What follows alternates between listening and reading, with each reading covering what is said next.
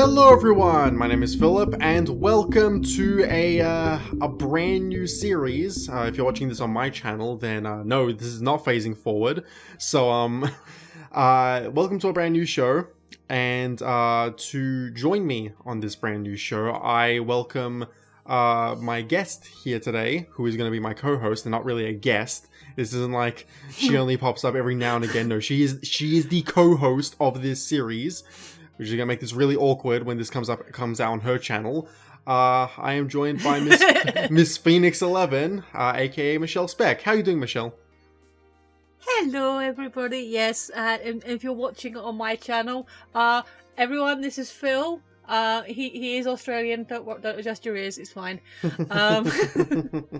And yes, I'm doing very well, thank you.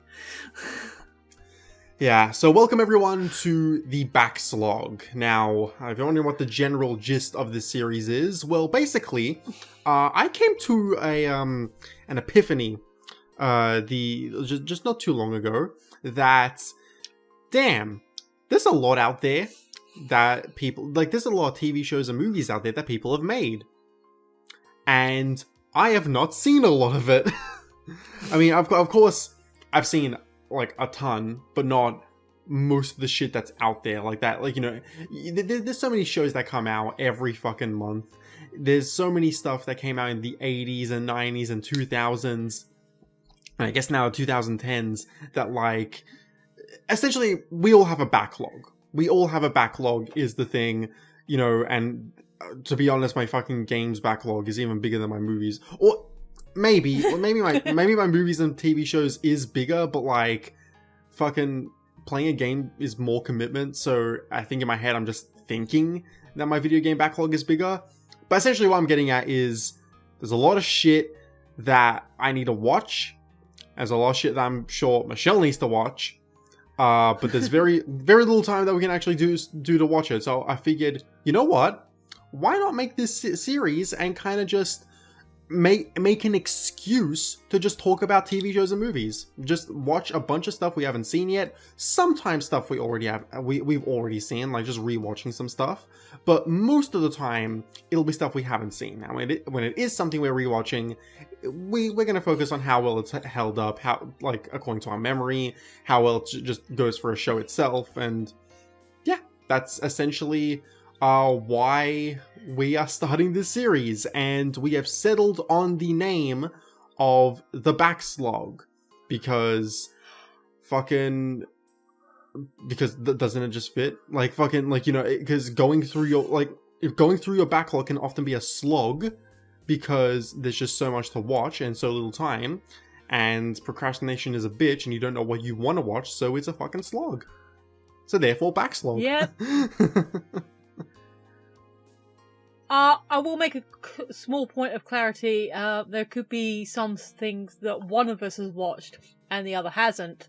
And that could also be oh, how does this relate to your memory compared to my first reaction? Yeah. Like today's subject. But before we do that, did we want to have a brief discussion on some of the other names we thought of? Yes, I trying desperately to get the file open up. There you go. Yes, I actually do. I actually did have the doc ready. For when we do this, so I did and I didn't, mostly because I do on my old computer. This is the first time I'm recording it on my new computer. Her name is Ruby, and she's very pretty and shiny and fast. But yeah, we actually did Captain. We actually did Captain Ruby, if you don't know her as well. Yeah, we actually did go through a bunch of names that we were potentially going to use. The Backslog was just the most it was the one that we ended up liking the most, but some of the other potential names were also, two of the initial ones that we came up with were the Chibi and Philcast and the Chibi Philcast. Just kind of because, for those who are unaware, Michelle also plays the character of Chiaki on the Bun Squad over on my lovely girlfriend Xenatoria Princess's channel. So check that out if you haven't already. You don't know who Zen is. Let's be honest here. Another If you're on my channel, you might not be as aware, but there will be a link to the first story compilation down below. So Yeah. check that out for all the good stuff with me in it. And if you like what you see there, then maybe check out the 4 reviews and see which ones appeal to you. Then there was also like chilling with Chibi, but ultimately we didn't go with these names because we didn't want to.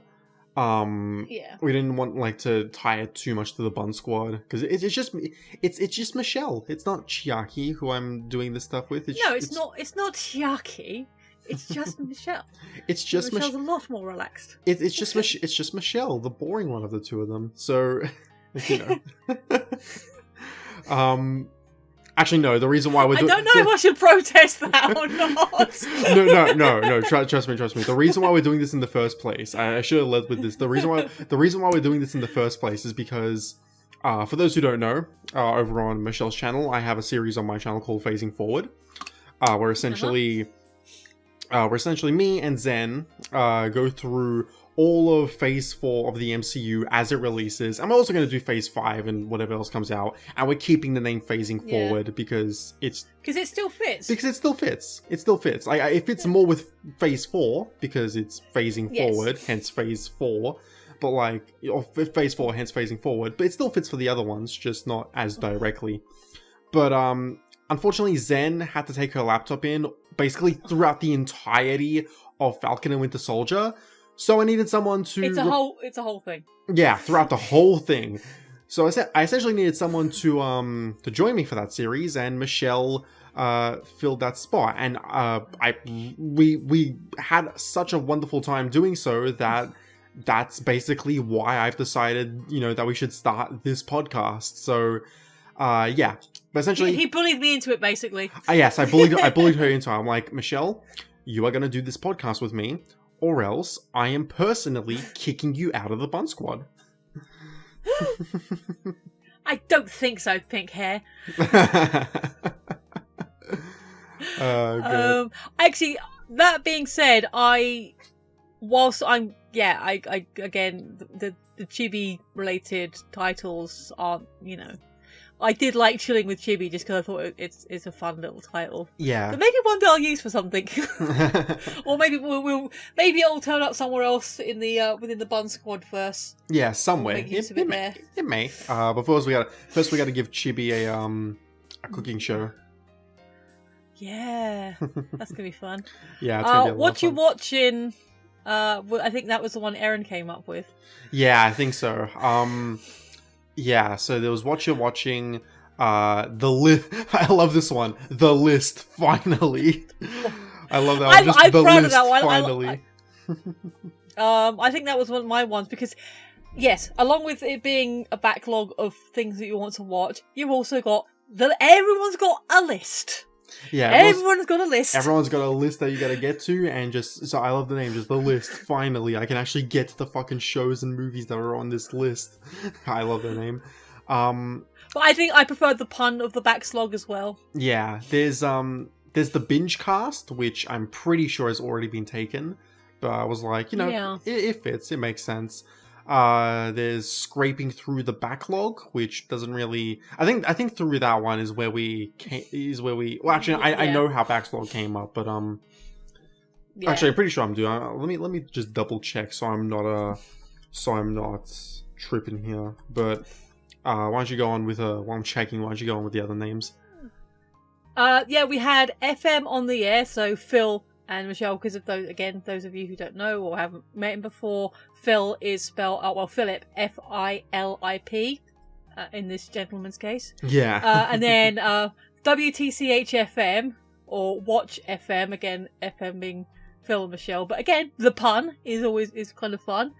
And this one, which I did like, but I recognise as being kind of wordy for a title bar, is Shows and Tell with Phil and Michelle. Yeah. Although that being said, I know Show and Tell isn't a tradition in the UK. I don't think it's a tradition in Australia as well. No, show and tell is very much a thing in Australia. At least it was for. Oh, okay. At least it was when I was in primary school. I always just see it as a thing, like a thing they do in America, and I've never. Yeah, like even the Australian programs and shows I have watched, I don't think I've seen. No, they do show and tell here. Yeah, so it's but I think the main reasons why we didn't go with well, show and tell with Phil and Michelle, although it rhymes, is a bit too beefy for a show title, and then FM on air isn't exactly accurate because we're not actually on air. We're just pre-recording this, so that wouldn't make sense. Yeah. Although we're more or less recording live, aren't we? I mean, I know you're probably gonna do some tweaks, but it's pretty much recorded live, isn't it? Like what we record is more or less what's going to be on the final product. Yeah. But essentially, we came to the name The Backslog. I think it was Seraphim who suggested it. I may be wrong on that. Or I may have come up with that after scraping through the backlog. Seraphim's going to comment on this video and be like, Philip, I didn't recommend you anything. What the fuck are you talking about? So, like, I don't know. But Seraphim always has an opinion, so... He does always have an opinion, which is often a wrong opinion. Sorry, Seraphim, I still love you. Yep. But, I'm only fond of you. But yeah, those were basically all the names. I think once we came to Backslog, I think we were both like, ooh, that one's really good. Let's keep thinking, but like, I think at that point we were both settled on the Backslog, so... Yeah, essentially everyone we mentioned it to as well were like, oh, I like that. Yeah. So... Yeah, everyone else was... Because a couple of people like independently of each other asked, like, so what's the hook? And said, we are. We're the hook. Why should I watch your crappy little show? Because of us. Yeah. Yeah, because we're two people shooting the shit about stuff that you might have liked as well. And actually, Phil, referring to your intro, which is very good and all wordy as always, that you're saying about all this stuff that happened, it exists in the world, and I haven't seen it yet. Yes, you have an excuse. You're just a baby. You're not long 21. Me, I'm over 40. I was alive when this stuff was broadcasting, and I still didn't watch it. Some of it I did. Some of them I watched, and as we get to different projects, because I don't think it's too spoilery to say that we're looking amongst other things, the Disney afternoon shows, and going through those. I don't think that's very spoilery. We basically have like a ton of shows that we're looking at. Some on Netflix, some on Disney Plus. Those are the main two streaming services I have. So, we'll probably be sticking to those a lot. But it's not just going to be strictly... it's not going to strictly just be stuff that's on those streaming services. So essentially, as we get to each project, we'll say whether or not we will have any experience of having seen it before, like what memories we have of it and stuff like that. As we get to each project, I think that's probably the easiest way to do it. Yeah. So yeah, some of the ones on the list I have seen, or seen some of the ones I haven't, and like some of them I haven't and like didn't either see or didn't know about. Others like I was curious about but never sat down with. It's just like various reasons for different projects. So yeah.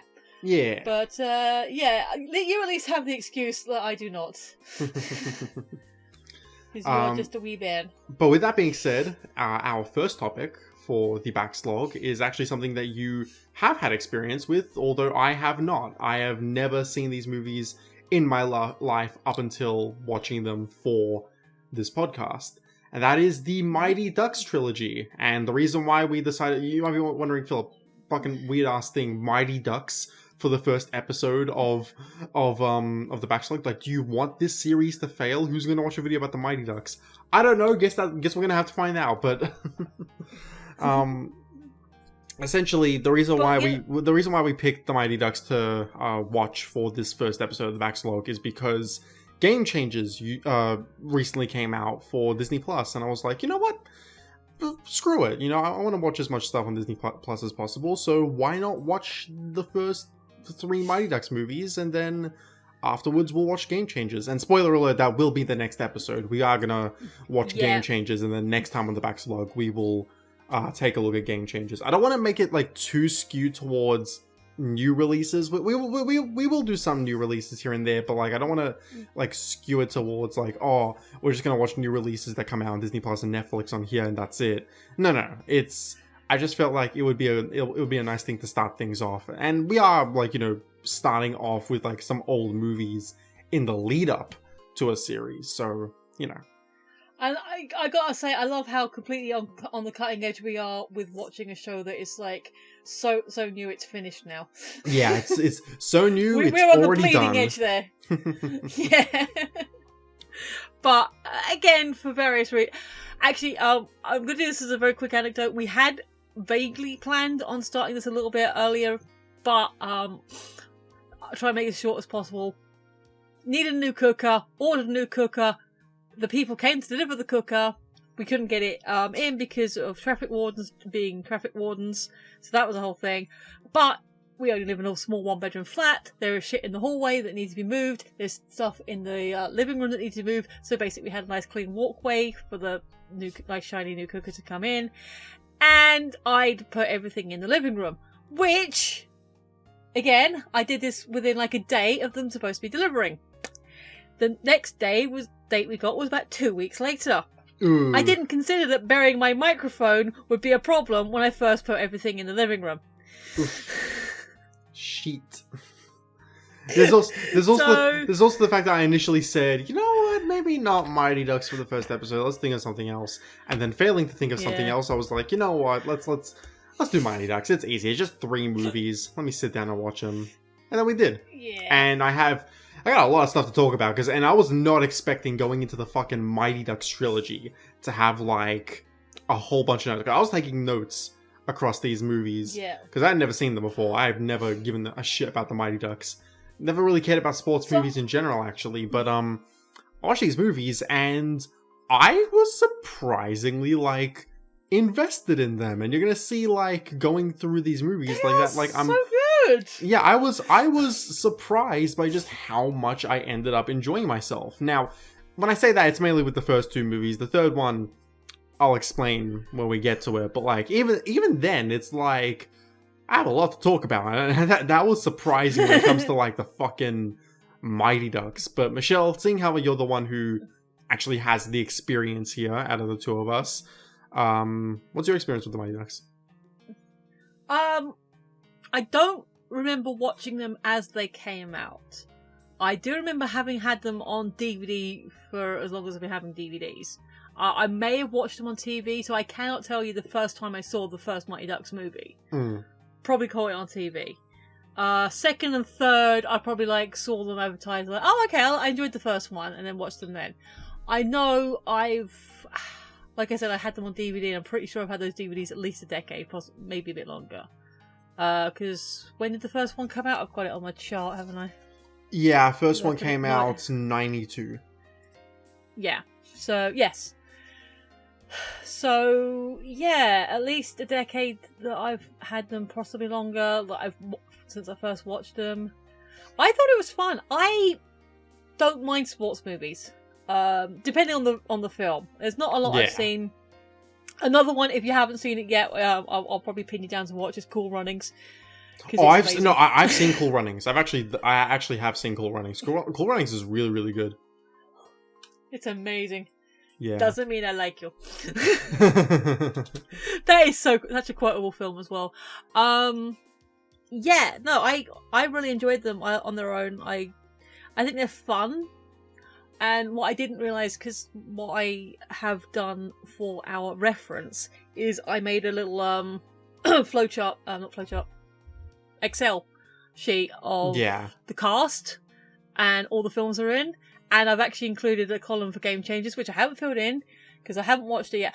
Actually, on Game Changers, because when I first heard about it, I was like, oh, do we need... Because it's like with anything nostalgic, when they say they're doing a new thing on it.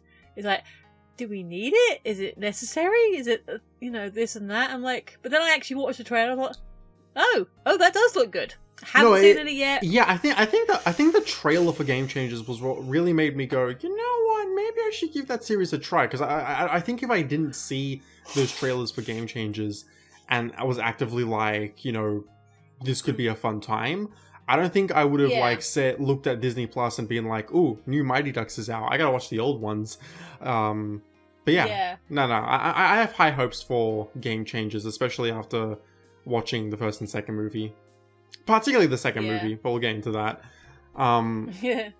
Yeah, so I guess we just jump into it while I slurp on this solo I have. Excellent. But yeah, I like them. I thought they were fun. It's one of those films that, as a kid, I was always a little bit jealous of kid actors, especially, like I said, I was when I was making the Excel sheet, I was looking at all their IMDb profiles, and I'm realizing that a lot of the birthdays, like of the we know that we're acknowledging the fact they're all adults now. They've all got their own careers and interesting stories, especially one of them, which we'll talk about, because we've already mentioned when we were chatting before about, like, oh wait, that's that guy. Yeah. So we'll get to him. But just because it's easier, because we're referring to them at the time when they were still, we're just going to keep colloquially referring to them as kids, even though we acknowledge they're now adults. So just gets that out of the way. But most of these kids, their birth years are like 2 or 3 years within mine. So like these children are like my age group. That's kind of weird.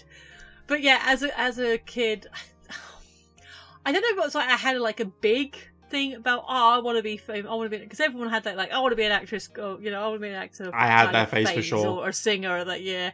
Yeah, and I so had that like face for child actors, I sometimes I'd find annoying, and I'd like, my sister thinks it was like a jealousy thing. It's like, I don't know, but these kids, I mean, I know you have an issue with one of the kids specifically, like I think again that's the character, but as a group, these kids aren't that annoying, like, to watch, even like both when I was younger and again as an adult. They're actually pretty down to earth kids. Yeah, they are as a collective. Yeah, they are. We'll get into the one that I thought was annoying in the first movie. Anyway, you're all right. He got better in the second and third, or better in quotation marks. He got less annoying. Yeah. Yeah. But jumping into it, I actually one of the things I fucking love, one of my first notes here that I fucking love is this movie has a fucking edge. Kids legit think that Gordon's gonna pull out a gun. I love that. But I quite like that. I thought that was quite a cute moment where they were like, no, you go away. We don't want trouble here. This is a good neighborhood. Yeah. And they were like looking out for each other. No, I legitimately really like that because they're like, whoa, stand back, because the guy's got a gun. No, never mind. I also know opening kind of feels rushed and took me a bit back, kind of like a mood whiplash. Yeah, now that I'm thinking about it, yeah. So essentially, the movie starts with like this, with Kid Gordon going for the goal and he misses, and everyone's like, oh no. And then you cut to him as like a fucking lawyer, and it's like, well, what's happening here? What? That kind of smash cutting though is fairly typical of films of the time, so I'm not saying it isn't jarring, but it's not unusual. Yeah. So what kind of surprised me is that this film actually has some pretty good cinematography, like legitimately good. Like it's not just like standard ass cinematography. It's really like pretty. Yeah, it looks really good, and there's some really like nice shots here. Like there was like this one shot early on where like the kids are like they're pranking like people on the road, and they like put the money in the purse, and like it's kind of like, oh, like they put the purse on the ground, put the money in, and like it's a low angle shot of like the purse on the ground. And it's like, oh, that's a really cool fucking shot. That's like something, that's actually all fancy and shit. Well, look at you, Mighty Ducks, coming in here with some legitimately good cinematography. Yeah, no, it's fun. I did like that prank because it shows that they're not bad kids. They're just like a bit, because they basically the prank is they put like $1 poking out the purse so people can see it, like there's money in there, but then they fill it with dog muck as well. So like, I see if there's a good citizen that will like try and find the owner, but if it's like someone who's a bit dodgy, like the person they actually catch literally walks away with the purse, like doesn't even try to find the owner. So like he deserves what he gets. So it's like, it's a weird prank, but I can sort of see why they might have done that. It's like, yeah, no, I can see that. Yeah, And you also, get, you actually have the scene where they literally you see them catch the poop. you get the sense that the kids are like very much like they mean well, but like they wherever they go they just bring trouble. Following the note about the Gordon pulling out like they think Gordon's gonna pull out a gun. Right, the fucking old coach died of a heart attack. What the fuck is wrong with this movie? In brackets, kind of love it. Oh god. That said, like when it comes to the kids, like in the first movie, I think they're kind of one note. Yeah, that's another reason that I did the Excel sheet. Was like I had to, like, aside from a couple of stand-up characters like Averman, like Goldberg, and like some of the other kids later on, you kind of forget who's who. Yeah. Like there's, I honestly think I honestly think the second movie did really good to like trim the fat and like well, no, I get, well, Goldberg's still there, so I guess they didn't do that, but so but you know, I think the second movie did good to like dude glowed up. No, be fair, the dude glowed up. He had a bit of troubles. There's a bit of a flutter, but he's clean now. So yeah, there was. He unfortunately did go through a bit of trouble, but he has gone sober for, I think at this point, like over a year, so good for him. It's good for him. Yeah. So yeah, but I think the second movie really did good to like trim the fat of the team, because there was a lot of like people who just when it comes to the first movie, I just did not give a shit about. Like there were a lot of people who are just like, like who cares really? Like and there's like, when it comes to the first movie, the only people that you really get a good sense of are like Charlie, Banks, and Fulton. And that's really it. Like everyone else is just kind of like there and very stock, very like one-dimensional. And like I said, fucking like we've alluded to it, but fucking Averman, hated Averman, like fucking hated him. I didn't mind him, but he's got that weird goofy. I think because I've related, because like weird kid in glasses who just kind of says what's in his mind. God, did I forget to put Banks on the? Oh, there he is. He's further down. I think because I think it's because when I was doing it, so the way I made the Excel sheet was I essentially went to IMDb, clicked on the first movie, went down the cast, significant adults and all the kids, and then went to the second film and like, you know, wrote up all the notes and like stuff for them. The only thing is, because it's on the Google Docs, I can't freeze the top panel, so you have to sort of remember which column's which as you scroll down. Yeah. But yeah, a lot of the characters were like really, you know what, with Averman, it really just, like, the thing with Averman that really annoyed me was just like the voice he did. Because like he tries to go like this, like the fucking like cool dude, like he's trying to be the cool dude in the 90s, but he's like just a dork, like, and it's like, okay, dude, shut up, please. And I think he's of his time. Yeah, he was very of his time. Yeah, he did get better in the sequels. Maybe that's why I didn't find him annoying, because I grew up in the 90s. I think every movie has like the one character like that I don't really care about all that much. Yeah. So, do my distinguishing features notes help? Because I try to be funny I try to be cute with them. No, I think you're fine. But every movie has like the one kid who I'm just like, God, I could do without this person being here. Averman is that in the first. Averman is that in the first movie. I'll get to who the ones in the second and third movie are, but like in this movie, I think it's Averman. Yeah, but as the for girls come off really bad. Yeah, like like this fails Bechdel hard. Like in every film, they have at least two girls on the team, and they barely even acknowledge each other, let alone have a conversation. Yeah, like I like what's her name? Julie? Like I like Julie in the second movie and the third movie. Yeah, she's good. Yeah, she's good, but like I can't, like it's bad to the point where I can't even remember the name of the other like main girl who's supposed to be in the crew, because like they give her nothing other than just she's the girl. Yeah. Yeah, to the point where the third movie comes around, I'm like, why are you even here? Like, legitimately, why are you still here? Yeah. Yeah, Oh, yeah, Connie. Yeah, I feel like in the first movie there wasn't enough. Like, actually, I'll just read my note verbatim, and also keep in mind these notes were literally just me typing out on my phone on like the notes app. The kids are mostly one note, not enough time to spend on all of them, given that most of the film focuses on Gordon. I feel like more one-on-one time with Gordon and the kids separately was needed, kind of like School of Rock, but with hockey. And I think, yeah, I think that's a good example because like School of Rock, like really, like it focused on Dewey, but like it also went to great lengths to kind of like none of the kids like really got like big character arcs or anything, but you remember all of them, or at least most of them, because you remember those moments with Dewey and like him teaching them. Like you remember how like how I'm blanking on like some of the kids' names right now because it's been a while since I need to rewatch School of Rock. I fucking love that movie. I do. I've only seen it. I've only seen it once, and I've not got.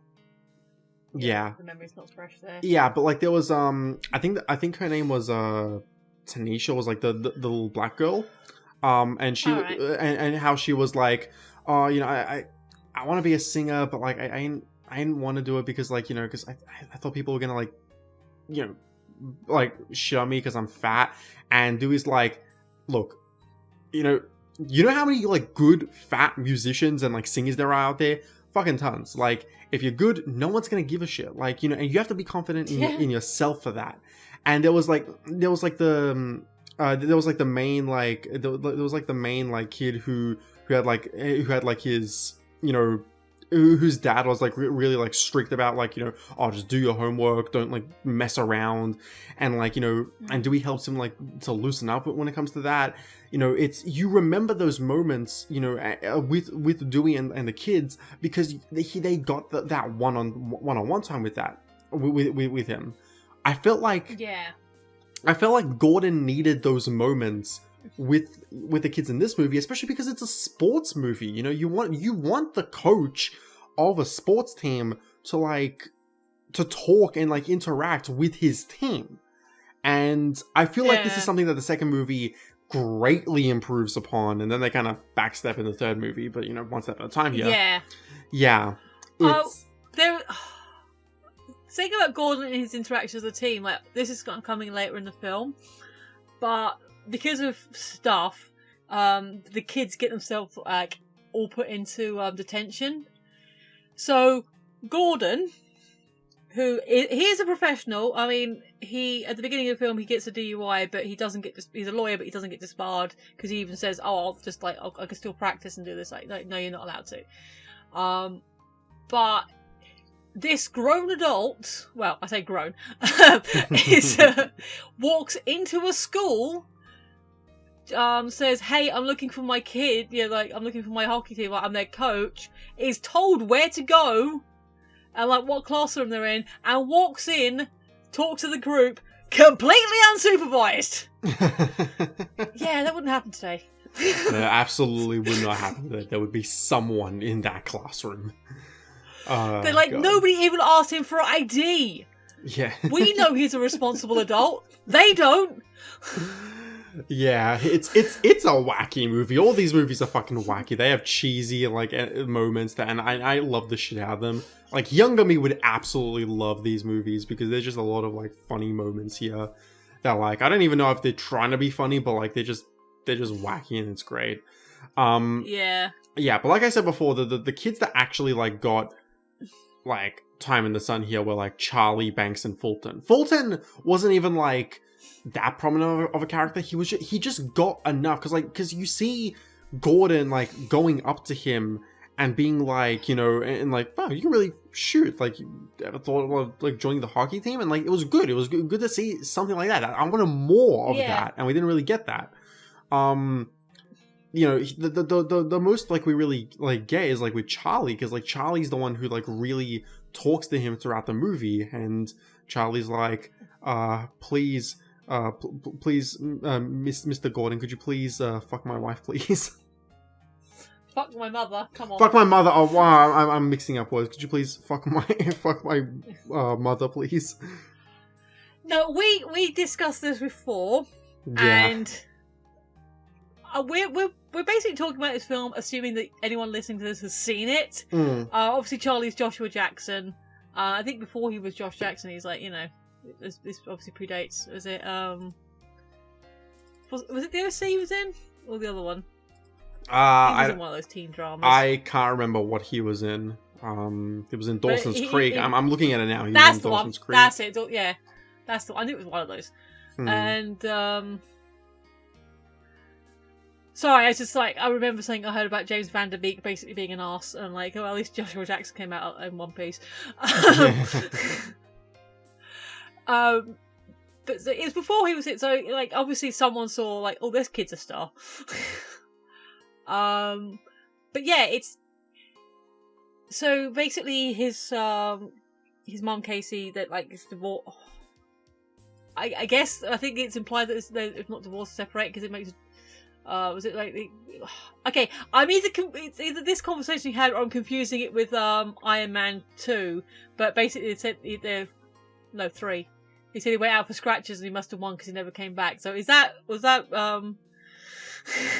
or they both have a similar line like that? I honestly can't remember. They probably did say it at some point, but I honestly can't remember.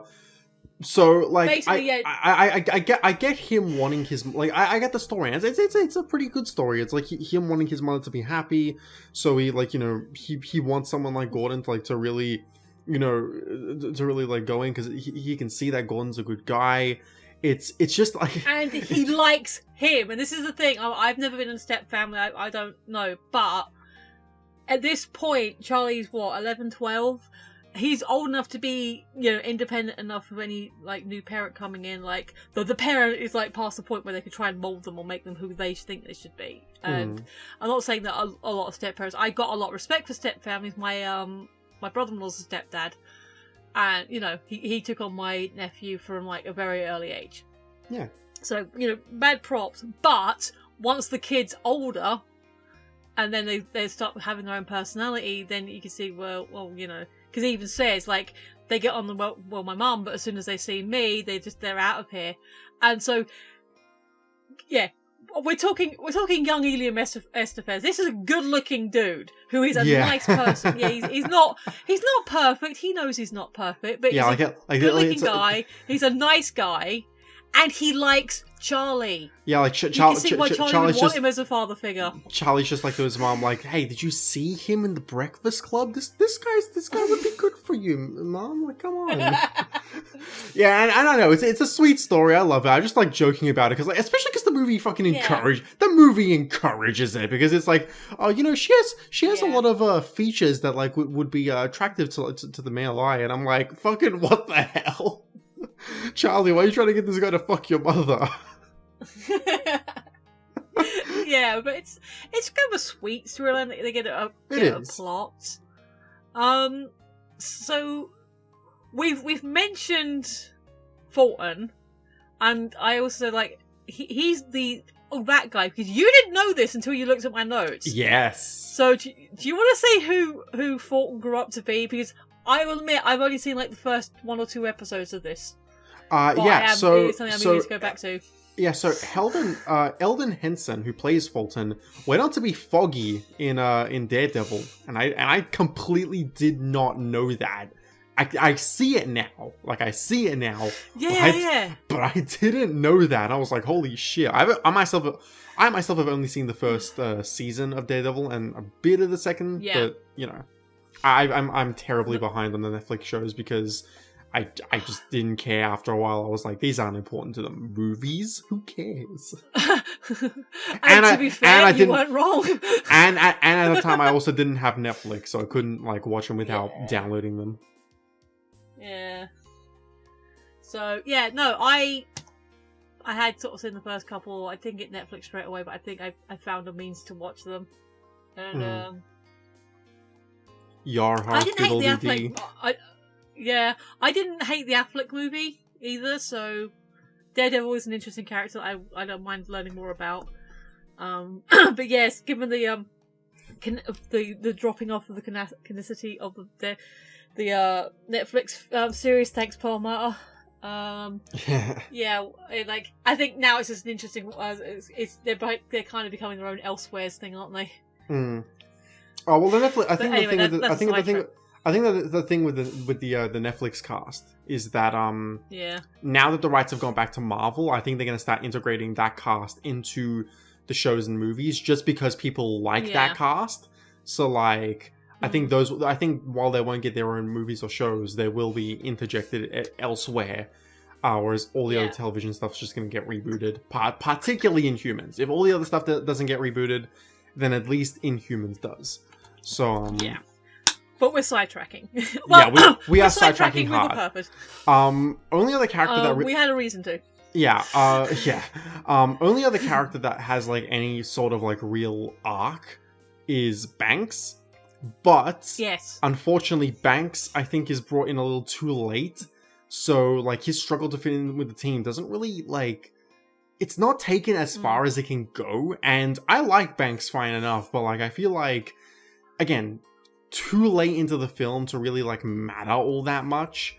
So yeah, I feel like I love those scenes though. So if you haven't seen the film or haven't seen it in a while, basically, so the Ducks are the District 5 team, so they're like the ragtag bunch of that area. That's how they get together. I'm not sure exactly how Pee Wee hockey works, but yeah. That is essentially the idea that you're the team from that area. And Hans, Gordon's old friend and mentor, basically said, hey, you know they redid the lines? Like, because you mentioned like little Gordon at the beginning losing the game. He lost the game for the Hawks, which is the team Banks was originally on. Yeah. And then the dude's like, you know they redid the lines. Where you grew up, they've changed where it is. And you'd be like, I'd be a duck. And then he'd check the listings. Banks is a duck. He's been playing for the Hawks, but he's like supposed to be a duck. And so there's two scenes that I really like in that part. One where Gordon lawyers up and basically says, look, I'm not telling you what you have to do. You know, you decide for yourselves. But essentially, either Banks comes onto our team or he's legally not allowed to play. And the other guy's like, oh, well, I could just change it. And like, no, because the law firm's like, oh, no, we've done it. So like, he can play on this team for now. And then we'll change the lines again. So no. He cannot play on this team. You made me the lawyer I am today. And I'm telling you, as a lawyer who works for your company at the moment, he can't. He can't play. Yeah. And he says like, well, he doesn't play then. And like, Banks is just like, looking at this whole thing, and this is after they've got all the uniforms, so the Ducks uniform now exists, like they're no longer default. I like that note as well. So look, District 5 doesn't exist anymore, you're the Ducks, and the Ducks have never lost, which I thought that's kind of cool. That was cute. But he basically they do all the uniforms, they get all the nice new shiny equipment, and when like the next match when Banks is supposed to play with them because he's not allowed to play on the Hawks anymore, his stuff is there. They set him up right away. Look, if you want to play, we're ready for you. You know, you come and he walks in like, I think it was like says like, well, what about your dad? He said, I just want to play. Yeah, so I liked that. I like that. Yeah, I like that too, and it really endeared me to his character. But like again, I felt it was a little too late to really like get like it's for him to like really get a feel of him in the cast. By the time D2 comes around, I think they turn her around. But like for this movie I feel like it was a little too late into the movie. That said, like I've been giving a lot of negatives to this movie, but it's mainly just in that like the kids are fine, but I really wish I could have gotten more out of it. Something I kind of realized setting up for this recording is that I felt like all three movies have kind of like you know, the opposite problems, where it's like in the first movie I feel like they focused on Gordon like too much and not enough on the kids. In D3 I felt like they focused on the kids too much and not enough on the coach. Whereas D2 I felt like was that sweet middle ground where like they had the chemistry between Gordon and the kids, and like they were able to like get it all right. That being said, I feel like one of the reasons why I still say that the first Mighty Ducks is a pretty decent movie is because of Gordon. Gordon does have a really good arc in this movie. He is basically the heart and soul of the Mighty Ducks movies. And I feel like his entire arc going from beginning to end was really well handled, and I feel like it only gets better in the second one. I feel like in this one, I feel like maybe it was a little like, you know, maybe pairing him with Charlie's mother was like a little bit of a, you know, it was a bit like of a cheesy thing, but like I like that. I think that they were like a really, I felt like they were like a really cute couple together. I don't get why they had to break them up for the sequel. Maybe they couldn't get the actors back for 2. I don't know. Also, it might have been a bit of a humanizing thing, because like I said, Gordon isn't a bad person, but he is presented as very atypical late 80s, early 90s lawyer, as in always going for the win, is not afraid to be a little bit ruthless, is presented, although it's still a Disney film, but is like implied to be a bit of a womanizer, perhaps. Yeah. So giving him like a relationship or potential is like also kind of, I guess, helps to soften his character. Yeah. But that's just me sort of spitballing. Yeah, I will also say I actually do like that the Ducks won in the end, because like they already know that they don't need to win in order to prove themselves. They already know that. That's not something that they need to, that they're worried about. If they lose, they lose. So like which is also some I keep jumping the gun and wanting to talk about fucking Mighty Ducks 3, but I hate that they backtrack on this, because it's like fucking the coach there's like, oh, you can't be afraid of losing, and it's like this is something they already know. Like, are we just forgetting the first movie happened? Like, not even the second movie forgets. To be fair, half the team is like, but even then they had a rough time. So yeah, we'll get to that. So any final further D1 thoughts before we sort of, because I think we're feeling like we're ready to move on. Yeah, I don't have much love to talk. It. Yeah, I have a lot of affection for this film. Yeah, I don't have much to talk about with the first one. It's mainly the other two that I have a lot to talk about for the opposite reasons. But when it comes to Mighty Ducks 1, it's I can understand. I can like look at this movie and see how it became a classic. Like, this feels like the arc. Like, this feels like the blueprint that like all other sports movies after this like took and ran with. So I can see how this movie became a classic, and it is a fun movie. I'd say my final score for it would be like a 6 out of 10. I think a 6 out of 10 works well for the first movie, because like I feel like there wasn't enough of that teacher-student like dynamic between Gordon and the kids, which I understand he's still like warming up to them, you know, throughout the movie. But you know, it is one of those things where it's like, I wish there was like more of that, because it focused a little too much on Gordon. That being said, Gordon himself is a really good character, and I feel like he carries the first movie into being, you know, a good one.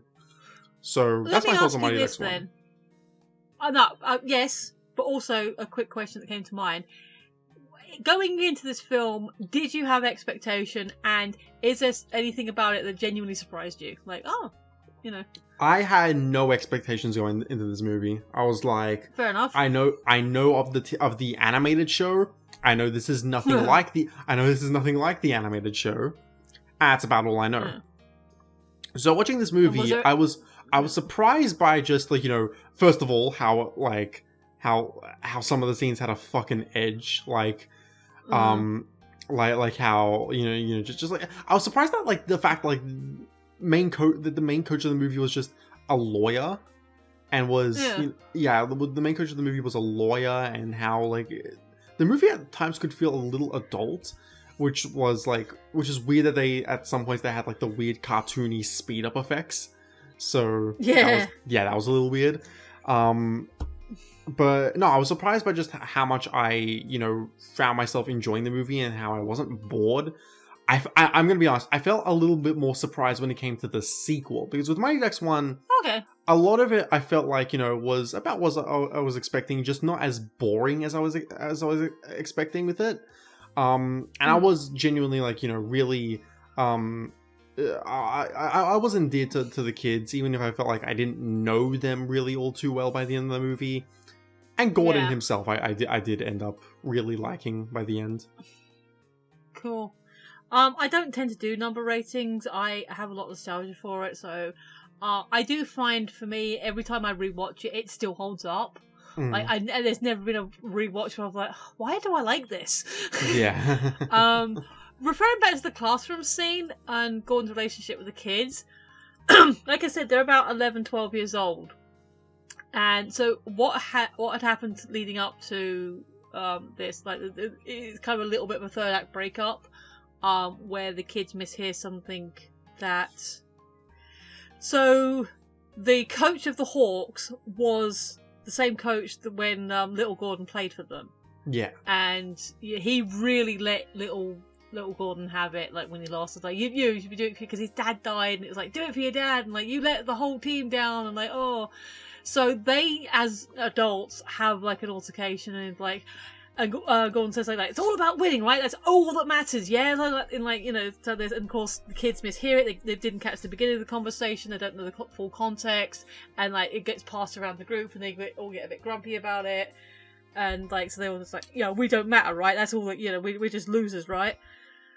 And like, Gordon's like, because he respects them as individuals. He doesn't like treat them like adults. He treats them like children. But he also doesn't condescend to them, because he's like, do you understand? Like, do you understand what sarcasm is? And they was like, no. He's like, okay, you do. So he's like, all right, they're children. What is their level of understanding of if I present a word or a concept to them? I actually thought that's kind of cool. It's like, you know, you'd either assume kids stupid or, oh, this kid's super smart. And you're like, you treat them higher. No, they treated them like kids. And he's like, do you understand this concept? All right, cool. Now we can continue the conversation. Which, like, rewatching it, like, that's actually kind of cool. It's like, he doesn't assume they're stupid. Yeah, it is really cool. But yeah, I mean, I say I'm not good at giving scores. It's fine. Any other final thoughts though? It always holds up. I always have a fun time watching it, and this is true of the entire franchise. Every time I watch it, it always makes me want to pull my own skates on. Oh god, I do remember having fun because I was in Macedonia in like the winter of 2009. And I actually did go out skating a couple of times. It was really fun. I do miss it. Unfortunately, I gotta, there are skating rinks like near us. Like I gotta go sometime. Yeah, there isn't a skating rink near us anymore, and I do have a pair of rollerblades, but like I said, I'm in my 40s, and I've got a bit of a pooch now, and I think it'd look weird. Yeah. With that being said, let's move on. I was gonna say anything with ice skating. Like I was watching Ice Princess or anything that's got it in there. I'm like, we're skating again. With that being said, let's head into Mighty Ducks 2, which I was really surprised by how much I actually like this one.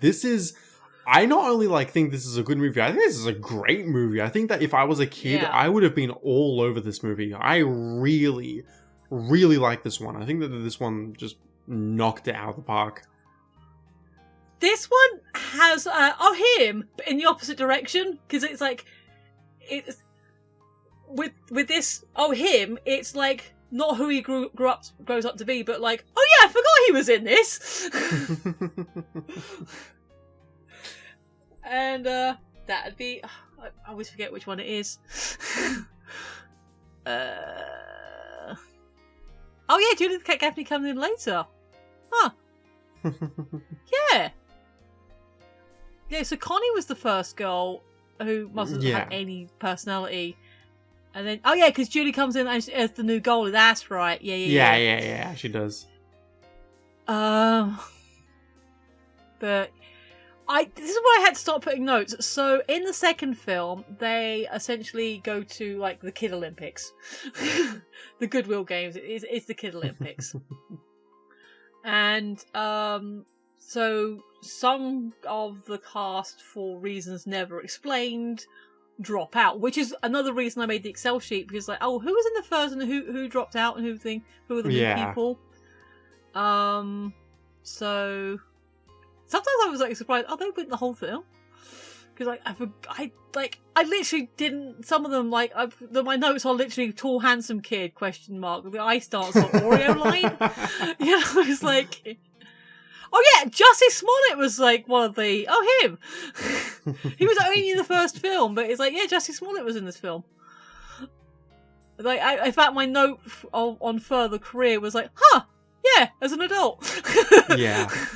As for like going into this movie, I felt like a little too much of the beginning was a little wasted, because I felt like a little too much of it was wasted on just like the new ducks not getting along with like the older ones, and Gordon has to like get everyone to get along. But then again, because initially I thought that, but then thinking more on it, I feel like it added to Gordon's character in this, because it shows that he is a good like it shows right off the bat how good of a coach that he is.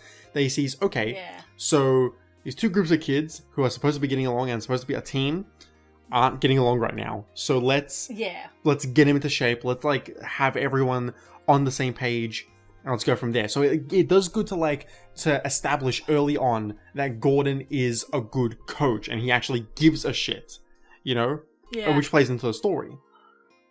I'd also of the new kids. Sorry, you finished your thought. Oh, I was gonna say, I'd also like to point out just that the Bash Brothers, as they call them, which is Fulton and the new character Portman, they're fucking hilarious. Bless them. They are amazing. I actually always love watching them like on screen, because they go so over the top. It's amazing. I love them. Yeah. It's kind of a weird thing for me rewatching it. I think I mentioned before, my ex is trans, and I'm not going to say which one, but one of the Bash Bros reminds me of how she used to look. So it's kind of weird. Like, oh, there's a little bit there. It's just a little bit. Yeah. So that's. Yeah, what were you gonna say before I went on that tangent about them, like about the new ducks? Of the new kids, like which one stands out to you as like, oh, they're cool, I like them, or funny, or whatever? Like, honestly, a lot of them I gravitated to a lot. Like some of them are my favorite characters, because I really like Portman. Julie I really like, because she has a personality beyond just girl. It's just like, girl, and that's her entire personality. No, she has a personality beyond that. And talent, yeah. Yeah, I like the Asian kid. What was his name? I'm trying to remember. Well, I think. What was his name? I don't want to. Ken. Yeah, Ken was pretty good. I liked him, and how by the end, like he wanted to learn to like be more assertive, and like, you know, and by the end of the movie, like the Bash Bros are like, yeah, like because it's like he's like, oh, who gives a shit? That was like 2 minutes well worth it. And the Bash Bros like, yeah, you tell him. And I'm like, this is ridiculous, and I love him. I love it. I think actually, I do think before you go on, I actually want to say I mentioned with Mighty Ducks 1 how every movie had a character who I just looked at and I was like, I wish they weren't here. I will admit, it wasn't Averman this time around, because he's much less annoying here, and he's also much less annoying in the third one as well. But I think in this movie, one of the new characters did start to get really on my nerves, which was the I can't even remember his name, but it was the cowboy guy. I'm gonna be honest. I liked Dwayne. Yeah, I didn't really care for Dwayne's shtick. I don't know what it was. I just didn't really. I don't know. It's just like it's the same joke every time. Only like later on, they also have him. They also have him, you know, trying to like be like all heroic for girl number one from the movie, from the first movie. I can't remember her name. I'm sorry. The only one I remember is Julie, because that's how little personality they have. It's it's kind of insulting. Yeah. Like I say, it completely fails Bexell. Yeah, but like, because even with the teacher, they give them a teacher because obviously they're not in school and they're at this thing, and even the teacher like only seems to talk to the boys and not like the girls are in the classroom, but even with the teacher they don't have interaction with. They always in the movies they always have to remind, it's like, oh, all you guys, and when they say all you guys, it's like, and girls, and it's like, yeah, we have to point out like, yes, there are indeed girls here, so it's I wish they had definitely given them more personality. Julie has more personality, which is cool. I like how she goes to Gordon and is like, hey, I want to be on the field more, and he's like, yeah, don't worry, we'll do it. And like, he doesn't do it immediately because this is at the very start of him starting to go corporate. So yeah, but I did gravitate towards the new kids. I thought they were like, coupled with the characters who were returning from the first movie, which was like half the cast. So I do like how they trimmed the fat in that case, and like we were able to get like a good mix. I like them. I like them a lot. I feel like I like the kids way more in this movie than I did in the first, because I feel like this movie nailed more like something that I wanted from the first, which was I felt like we got more of Gordon really connecting with the characters. Like, I love the scene where Gordon and Banks, where Gordon is like, goes up to Banks and he's like, I should have noticed this before, but sorry, I wasn't doing my job right. And how because Banks basically gets injured and his wrist is really hurt. Yeah, he gets injured and he tries to like pretend like it didn't happen. And Gordon's like, Banks, I'm sorry, I can't let you go on there because and Banks is like, I'm worried about disappointing my dad. And it's like, your dad, you need to believe that your dad believes in you, and I really, really, really love it. It's and I love how it ties into Gordon's character, because like, given the context of Gordon himself being benched at the start of the movie, it shows how far he's come as a coach, like, and how he can relate to his team on a personal level. Yeah, it's stuff like that I really love about this movie. How we get more moments for the kids, especially more moments with them and Gordon. And yeah, it's something that I wish that we got more in the first movie. But I'm glad that they were like that they brought it more in this movie. I do like how because Charlie's not really a big focus in this movie. Like, he's the main kid they focus on in the first movie. He's the main protagonist of the third one. But in this one, he doesn't really have too big of a role. Like, he has like kind of like a background role, but I do like how they gave him like a chance to shine, but like by showing that he, maybe he doesn't have to like be on the team. Like, he can just work as a coach, and like and you just see him do like being a coach in the film, and it's really good. Like, I really like how every character just has their moment to shine. Not every character, but most of the characters. And I really like that. I thought it was really good. Michelle, who was the who I remember was not you, but the new girl who they brought into the movie to replace Charlie's mom. She was a fun character. I felt like her chemistry with the kids was really nice. I think I left her off the spreadsheet just because I knew she wasn't in the third movie. Yeah, she did feel very throwaway. I do love how they how Hans wasn't in this movie, so they were like, oh, this time around they got his brother Jean. Yeah. Although maybe this is a hot take. I don't really know, but I think I actually prefer Jean if I'm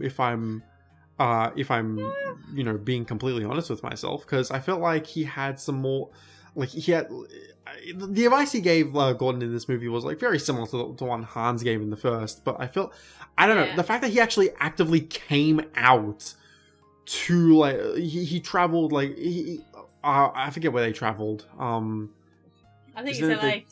Yeah, I think to LA is significant. Yeah, so they go to, I love the fact that he actively travels to LA to like get Gordon to like snap out of it, and like you gotta remember, this isn't you. You got to remember like who you are and like, you know, why you do this shit. So I think I actively liked Jean more because of that, because like I feel like he was more of like an active participant in the movie. One thing I also noticed is that like the fucking Gordon's limo driver isn't in any of the sequels, and I'm like, what happened to that guy? That guy seemed pretty cool. Like, why didn't he return? Come on.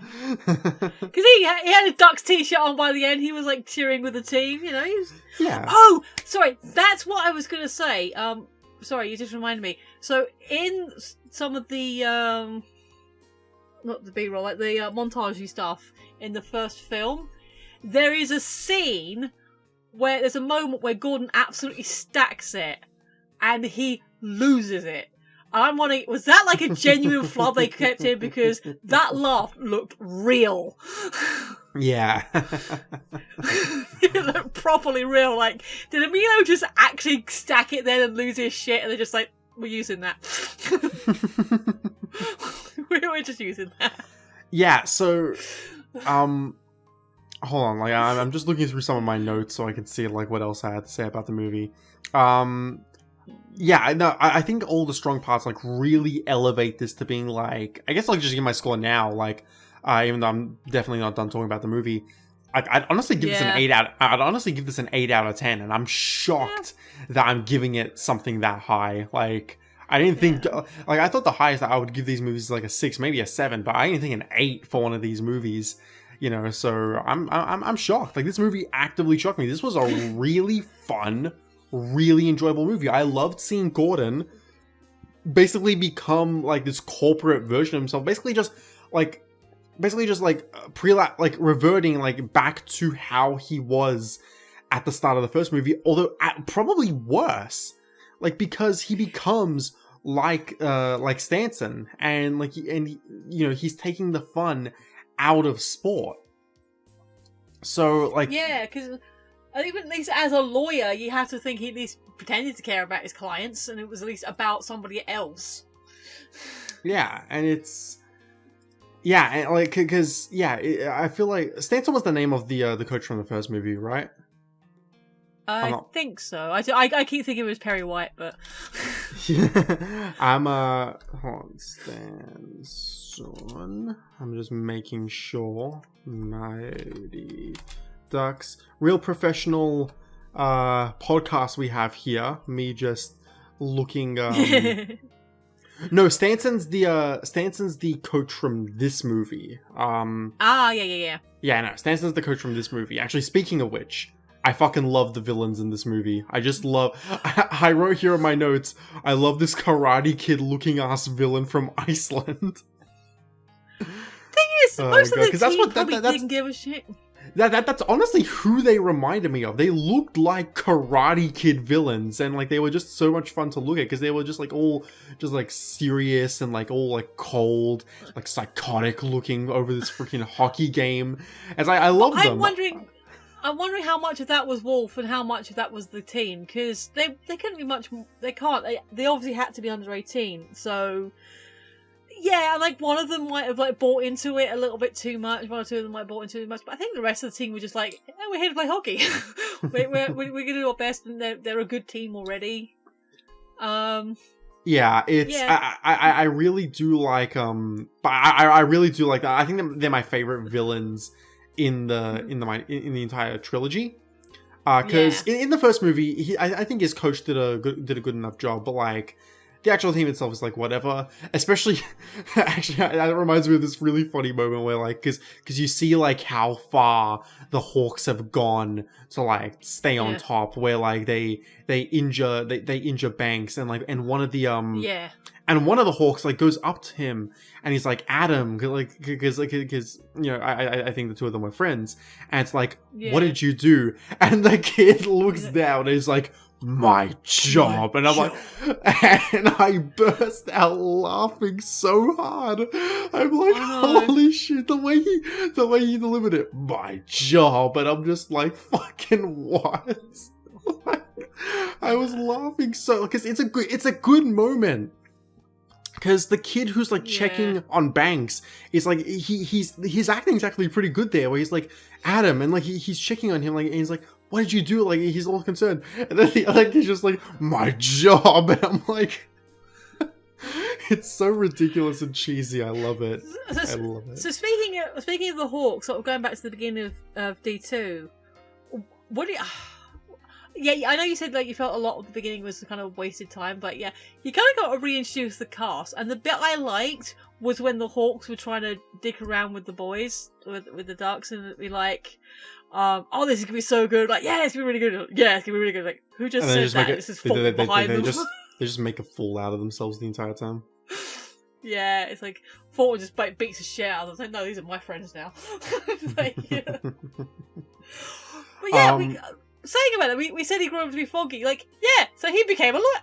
Actually, no, I'm gonna go back to that on the Holy shit! I didn't even fucking realize that he is a fucking lawyer. That's a good tie-in. Oh my god. So I alluded to the fact that there's and that guy, I forgot he was in this. Kenan Thomas as Russ. What do you think of him?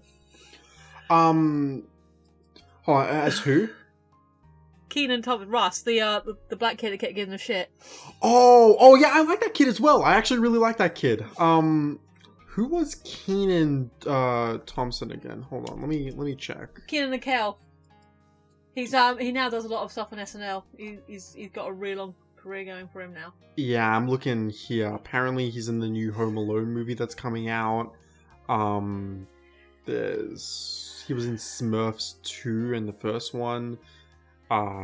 He was fat. He was Fat Albert in the Fat Albert live action movie. I never said it was a distinguished career. I just said it was long. It was in the Rocky, he was in the Rocky and Bullwinkle movie. Wow, he's really been in some shit. Oh god. But yeah, he would have been a good burger. Because obviously that was the Kenan Kel movie. But no, I actually really did like Russ. I thought he was I thought he was a really fun character. How they essentially go out to that because this is while this is while Gordon was like being disillusioned. So like I do like how during this time, instead of just staying down and like, you know, and being like that, they actively go out to these guys. Because I was already liking Russ because I like how he was just like calling the team out like every second, like in the first half of the movie. And I'm just like, you know, this kid's not serving any purpose, but he's pretty fun. But then no, he actually does serve a purpose by like the midpoint, because they go to him and like they teach him a thing or two, like, and it's like, this is actually pretty good. And then he joins the team, and I'm like, holy shit, that's pretty cool. That's, you know, so I actually really like that kid. I like that they actually do like how his brother taught Ken the whole thing of like going under and like you know, and pulling the shirt down on the guy, stick, and the gloves, brother. T-shirt. Yeah. And then the brother's like, hey, I taught him that. I taught him that. And I'm like, oh, that's amazing. I like it when they first sort of meet the rest of the team, and he's like, you be thinking about my brother? It's like, your brother got a big mouth. He's like, yeah, he do, don't he? It's like, yeah. Yeah, I really like those guys. I can't remember where I saw this or if I heard it. Because it wasn't in the film. I thought it had been mentioned in the film, so maybe it's something I read elsewhere. Because the way the kids end up becoming Team America is because basically Gordon is like known as the Minnesota Miracle Worker, and you know, he brought these kid of ragtag losers and made them champions, and then like Hans and Jan like basically submit him to the commission and say, hey, hire this guy to have the team to run Americans team. So it's like, that's how the kids end up being, because this is something I was going to talk about. And on the one hand, I'm like, does it come up in Game Changers? Because obviously neither of us have watched that yet. But on the other hand, taking these three films as a thing, like I said, the Ducks are the District 5 team, and what very little I was able to find out about like Pee Wee Hockey is like, you're only that team for a little while. Now, technically I suppose that group of kids could go up through the age groups in the hockey things, but you know, they'd be going on to different coaches that may have to do different tryouts to get to those things. So to keep them together as a team, as a conceit, is like, you know, like, oh, how are we going to keep this team together if they technically wouldn't necessarily be this team anymore? And like, oh yeah, let's have them do a competition. Let's have them do what the plot line is in the third film. So I thought that was interesting. But like the thing I'm assuming gets answered in the Game Changers is like, so what happens to like the District 5, like that unit that like would be the team of the next group of kids coming up into that age group? And so yeah, that's like, well, I guess we're gonna get answers. But taken as a thing, we didn't really find out what happens to like the potential next D5 team. You know. Yeah. So that was like a thought I had sort of going through. There were also I also did want to talk about some things I didn't really care for in this movie, because I've been talking about nothing but positives up until now. But one thing I didn't really care for was I was going to ask you. No, sticking on the positive, I was going to say, what was it that endeared Averman to you this time round? Well, the reason why, because I wasn't really endeared to Averman, it's just he was much less annoying here because, for starters, he didn't have as much of like, he wasn't doing the voice, like I'm being the cool guy and doing this kind of voice. Like he wasn't like doing that nearly as often in this movie as like in the other movies. Yeah. Also, I think in the sequels he gets beaten the shit out of more, so maybe I felt sorry for him a little more, so I don't know. Yeah, but like he was just much less annoying in that sense, because like he wasn't pulling as many like bad jokes, and he wasn't doing as much of an annoying voice this time around. So yeah. As for more of the negatives on my end, I don't like that like some of the movie, a portion of the movie is just kind of like focused on the guys just going around and like. A portion of the movie is just focused on the guys like going around town and like going to like these different restaurants to like try and eat there, and like one of them they like check out these women there, and it's like these are a bunch of preteen kids who are like going up to like these like adult women, and it's like and like the women like are blowing them kisses and stuff, and I'm like, this is kind of fucking weird. Like that's. I actually note in my notes. Weird scene of the boys checking out grown ass women. That's not the creepy part. Creepy part is the woman posing for them and winking at them. They were trying to sell, because I quite like the conceit. I both kind of like the conceit of it because it's just goofy enough to work, but also, wow, does it date this movie? Yeah. So they're going up to Beverly Hills, and they're going to the exclusive shops. Like, you can't go into those shops unless you've got, like, you know, an invitation or whatever. Like, that's just a stupid business model. But they basically blag their way in by saying they're Aaron Spelling's nephews. Which, one, is a fun blag, but two, Jesus, how dated is an Aaron Spelling reference? Yeah. Like, do you even know who Aaron Spelling is? Did you get that reference, child? I'm gonna be honest. No, I did not. Okay, so did you have to look him up? Did you realise like, oh, that guy? I didn't even look. I didn't even look him up. I'm gonna be honest. He's the guy who did 90210. Nice. And stuff. Nice. So, as a 90s reference, it works, but boy, is that dated. Yeah. I also feel like the romance in the film is kind of weak, like especially like when he's hooking up with the chick from Iceland, and the team's like, yeah, man, we saw you eating ice cream with our Iceland chick. Like, what? Why are you turning your backs on us? And I'm like, that's the one part where I'm like, okay, Gordon's done a lot of like crappy shit. That's not one of them. Like, no. Like, nah, that's really off and really weird. But by this time, they're at 13, 14, their hormones are going places, the Bash Bros are big. You know? I also noted a random dance number out of nowhere while training, while quite literally cuts off abruptly. Yeah, I remember that. It's like they were just dancing and there was the music and and it just cuts off, like music cuts like abruptly. And I'm like, well, okay, I guess that just happened. At least it's another. Which bit was that? Yeah, it leads to another point of like just I felt like there was a little too many scenes of the team just mucking around here. Like, yeah. In my notes I say I get it. It's to emphasize how they're having fun compared to how corporate Gordon has become, but a lot of it feels like unrelated and it could have been cut.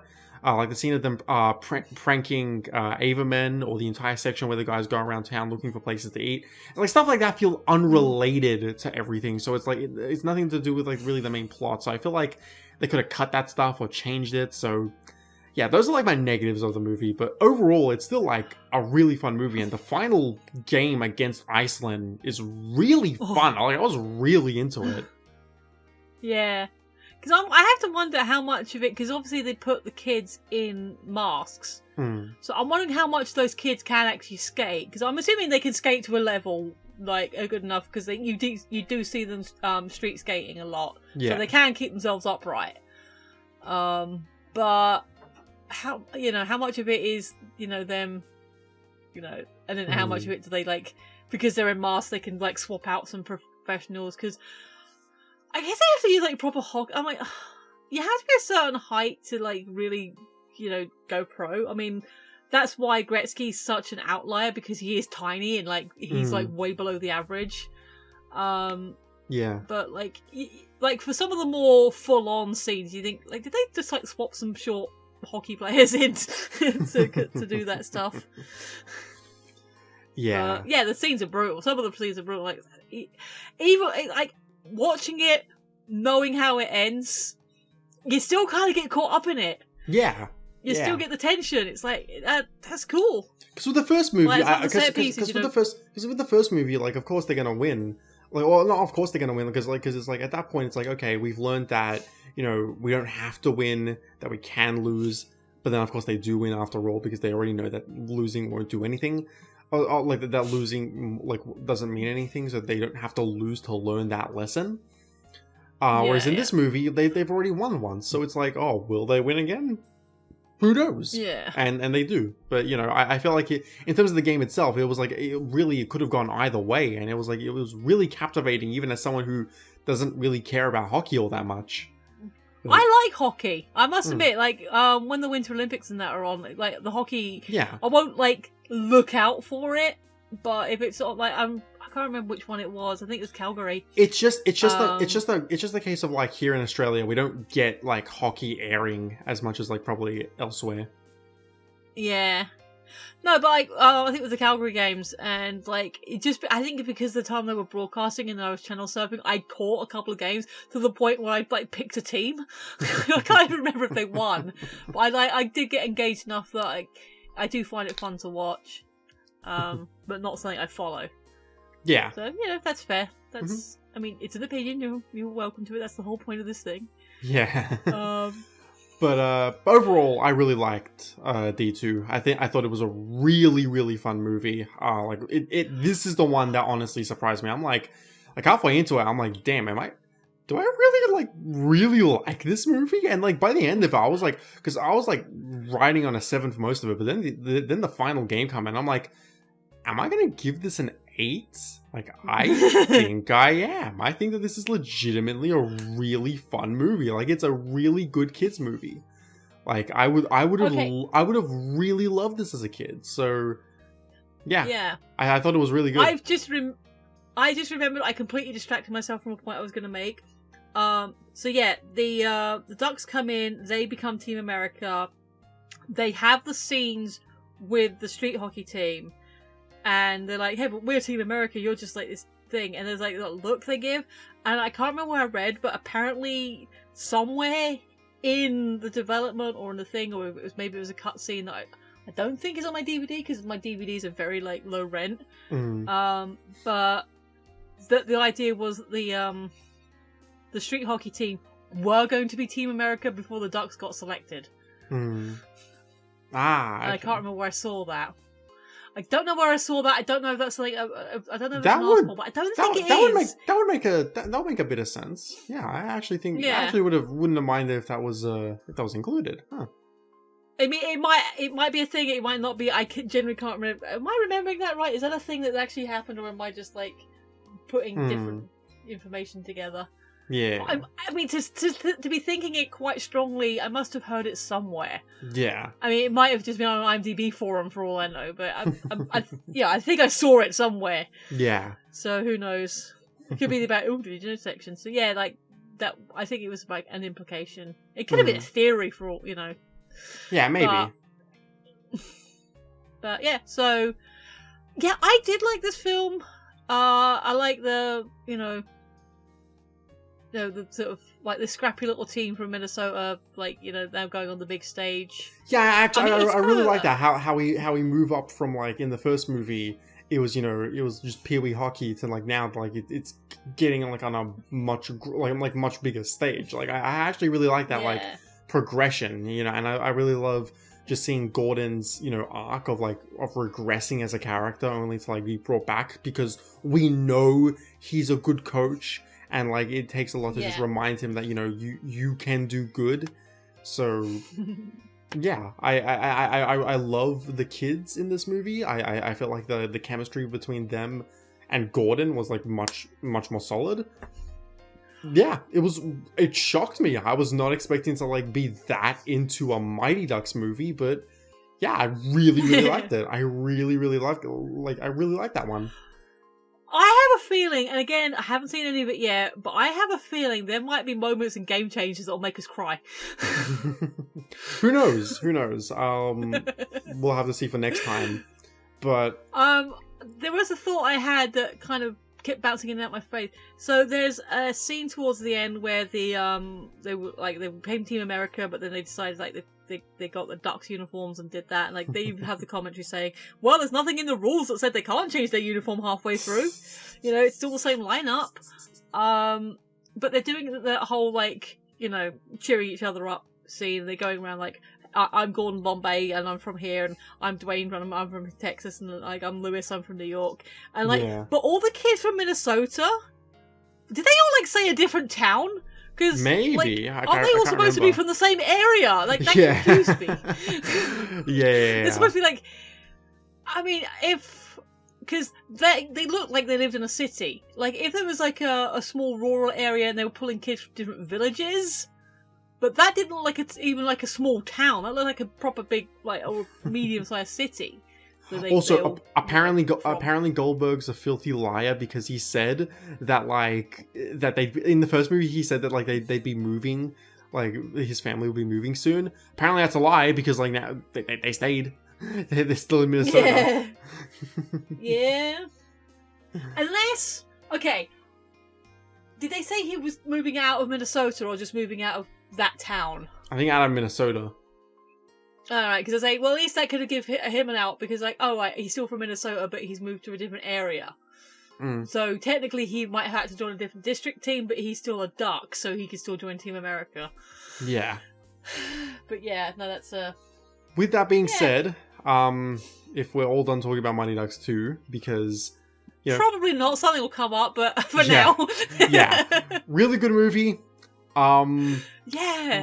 A lot of fun. Like the thing. I like the shenaniganing. I know you weren't too keen on it, and I understand that, but I kind of liked, because the kids are out of, it's like they're going to the big city. Like it's LA. It's like it's exciting even for an adult. It's like a conceptually it's an exciting town. So I get having scenes of the kids exploring and just cutting loose for a little bit. But I can also see why you wouldn't necessarily like it. Yeah, I felt like it just should have had more relevance to the overall picture. Because I get it as well. But yeah, Mighty Ducks 2, really fun movie. Mighty Ducks 3 is a piece of shit. I'm going to have to disagree, but I'm going to listen to your reasoning first. Yeah, so... God, there was a lot of stuff that I just did not like about this movie. It was just going on, and it was just all kind of piling up, and I'm like, wow, this movie's just not good. And it ended up being the movie I have the most notes of. Like, I have like a full page, like over a page worth of notes just on this movie alone. Before we get into your notes, and you're more than, I'm happy, I'm curious, but just to make a note, dear listener, you've watched this film, like half an hour before we started recording? Yes, I watched this movie. I did watch this movie within an hour to before we started recording before we started recording this, because I was like really late on Mighty Ducks 3, because yeah, I was gonna watch it earlier, but then I kept putting it off. So yeah, this one I'm watching really close to when we're actually recording this. So before listening to notes and accepting that they are your in the moment notes, and they are your thoughts you had, Do you think that if you'd sat on it a little bit longer before doing the recording, things might have shifted around a bit?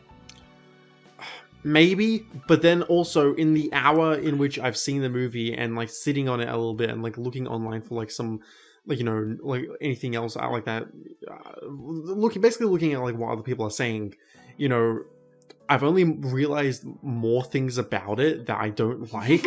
So okay, fair enough. So I don't know. Maybe sitting on it like would just make me not like it more. But like, because there were things I could see seeds of some things that I really liked in there, but I don't think they were carried out very well. So let's just starting out with it.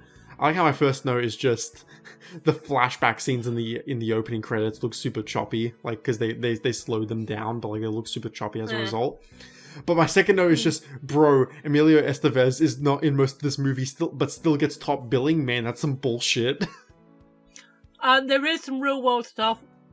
So the short version is he didn't want to like do it anymore. He wanted to do some more serious stuff, and like he basically cut a deal where, all right, I'll do the least I can do, but you have to help me finance this movie that I'm making. And I haven't seen the movie. I don't know how the quality. I can't speak to the quality to it, but apparently, financially, it didn't do well. These 3 did more money than Emilio's pet project. Oof, that sucks. That has to sting. That's a worth. But if that's the case, then it does make sense why he doesn't. Because I knew there had to be some kind of reason, because you don't just like make him like, you know, you don't put him on the posters and be like, you know, and you don't just look at the heart and soul of your series and then just say, oh, you know, he's gonna have a minor role, you know, he's not gonna be in the movie all that much. You don't just replace him after that. So I knew something would have had to happen. So I even said that before we started recording. I'm like, you know, you're gonna have to explain that, because something had to have happened, and I know, but like even then, I feel like they could have handled his exiting better, because like literally in the opening scene that he has with Charlie, it felt so forced, because like yeah, because like they rush Gordon out like so quickly, like without much fanfare, and the dialogue goes, it feels so clunky. It goes from like 0 to 100. It's so generic, and it goes from like 0 to 100.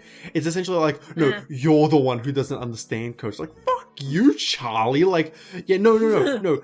Yeah, like Gordon has to put all his plans on hold so that he can coach the Ducks for the rest of his life. It's like, come on. It's like you didn't give a shit like when he went off to like be. Like, you didn't give a shit when he went off to like play hockey at the end of the first movie. Why do you give a shit now? It's like, you'll be fine. Yeah. You know you'll be fine. So why do you give a shit now? It felt super forced, super rushed. That being said, like basically every other scene with Gordon in this movie, just to start with a positive, every other scene with Gordon in this movie is probably the best. Like they're probably the best scenes in the movie. I do like when he does come back and he's talking. Yeah, that's such a good scene. Yeah, when he comes back in the from Hans's funeral, and he puts the Ducks jersey on, because the thing is, Oilers. Yeah. Hey, if you're this deep into this Mighty Ducks podcast now, then like there's no turning back. But like, I do like how, like, you know, and I have problems with Hans's death. I'll get to in a second. I'm gonna be honest. When they said that, like, because I was expecting it. And when they said it, I kind of laughed. I'm not gonna lie there, and I'll get to why like a little bit later. But like, essentially, the actual funeral scene itself was really well executed. Like you can see Charlie, like his emotions like going throughout the scene, and like him like in tears by the end of it, and Gordon coming in and like putting the jersey on the coffin. It was really, really good. I thought it was a really good scene. And then him coming back after that, and like, you know, him being the voice of reason for Charlie, like just like how Jean was just like how he was the one who came to Gordon in the second movie. You know, Gordon came to Charlie in this one. I feel like it was really earned, because we know how close of a relationship these two have, and so that I really loved. And then of course he comes back again to pull the Uno reverse card on the board, and like they use Gordon's lawyer skills for some good use here, where he's basically like, well, if you take away like their scholarships, now I'm gonna like sue you to the point like to even pass when these guys are in college. Do you really want that? Yeah. And it's like, yeah, it's a great almost all the scenes that Gordon is in this movie, aside from the opening, are really, really good. Probably the best scenes in the movie. But here's where my problems start. Yeah. Here's where my problems kind of start with the movie. I think that Coach Orion wasn't... I feel like his plot wasn't exactly handled the best, because I get where they were going for here. Basically, they wanted a coach who was doing some good things, but like the Ducks didn't notice because he's such a hard ass. But like, I felt like we didn't see him enough to really get a good understanding of him as a coach. I felt like, because going back to what I was saying before, I felt like the first movie focused too much on the coach. Second movie was a good balance, but now this movie focuses too much on the kids themselves, where I don't feel like Coach Orion really got enough, aside from one scene where he's benched Charlie. So of course Charlie is not listening, but he's telling like everyone else about like, the virtue of like defending and going through life that way. And that was a really good scene, but we needed more of that, because you go from, especially because it goes from like, it goes like a complete 180 turn, because like we have Orion like initially like tossing pucks across tossing pucks at the kids, saying stuff like the Ducks are dead, and like not giving a shit once Charlie has left the team. We go from that to once we learn about his daughter, because the thing about his daughter is like really shoehorned in there, because we have that like placed into the movie, like when Gordon comes back, it's never brought up again. And after that point, suddenly he's like super loyal to the Ducks and is like, oh, if you get rid of them, then I'm out of here as well. And it felt super jarring to the point where it's like, okay, he's acting like this 1 second, and then literally at the drop of a hat, because we learned his backstory, now he's suddenly loyal to the Ducks. It's like, I felt it didn't help that like there was like this big 30-minute chunk of the movie, like after the Ducks lost against like the visiting team, to where like we have the entire subplot where they're feuding with the varsity, and like they're feuding with them for a good chunk of the movie, which, like, jumping the gun here on that, I felt like that entire rivalry was like entirely pointless, and it ended up being like the main thing that led to the climax of the movie. It felt so weightless, so petty, and I felt like I just didn't give a shit. There's a YouTuber who I found some he's basically made some like Mighty Ducks videos, and I went to him because like not many people make Mighty Ducks videos of all things. So he made videos on all three of the movies, and his name's Distracted Nerd. To quote him, he says it's the Rocky V of the Mighty Ducks movies. And I can absolutely see where he's coming from, where just the entire thing feels so weightless and like nothing matters by the end. Like you understood the stakes of the first movie and of the second movie and where all the emotional investment laid, but here it's just so like the whole feud with the varsity is just so petty and nothing matters by the end of it. And like a good chunk of that time could have gone to exploring Orion, because like because I would have loved to see more of like more of Gordon in the movie. Like preferably I would have loved to just have Gordon be back as like the main character and for him to have like a continuation of his arc. But if stuff was going on behind the scenes, there's nothing really you can do about that. So it's like, okay, well, you take that and you put your focus on Orion, because like that's where the entire heart and soul of the Mighty Ducks lies. It's between the relationship between the coach and with his team. And there wasn't enough there for Orion like to really stand out in my eyes. I felt like there were seeds there for some really good stuff. Like you have Goldberg, he moves Julie in front of Goldberg. Like he has Goldberg as the backup.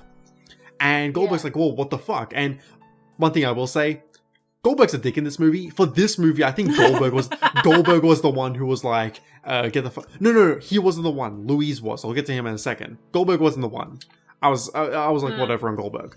But like, he was kind of a dick in this movie where he's like feeding Julie all these like snacks so that she'll like throw up and he gets on on the team. And it's like, wow, Goldberg, you're such a dick. But like, it's moments like that where it's like, okay, he made a really good decision there because he sees Julie's talent and like where Goldberg like really hasn't moved past a lot of like the stuff he's been doing even past the first movie. So it's like, it's decisions like that where like they're really smart on his end, but it's like, and like the Ducks really need to learn that, yes, there's change, but he's not doing this out of like just to be a dick. He's doing this because like he honestly feels like it'll be the best course like for them going forward. And the whole plot is basically the Ducks needing to get over themselves in that sense. So I could see the seeds planted there for like a really good plot line. Unfortunately, we don't get enough time spent on it, and instead we get like more time spent on this petty rivalry between the Ducks and the Varsity. So, but that's I'm rambling at this point. I've gone on and on and on at this point. So what do you think, Michelle? What do you let me let you go on a little bit about what you think of that whole thing. I alluded to you before we started that watching it again as an adult, I can see what Orion's doing more and like, oh, okay.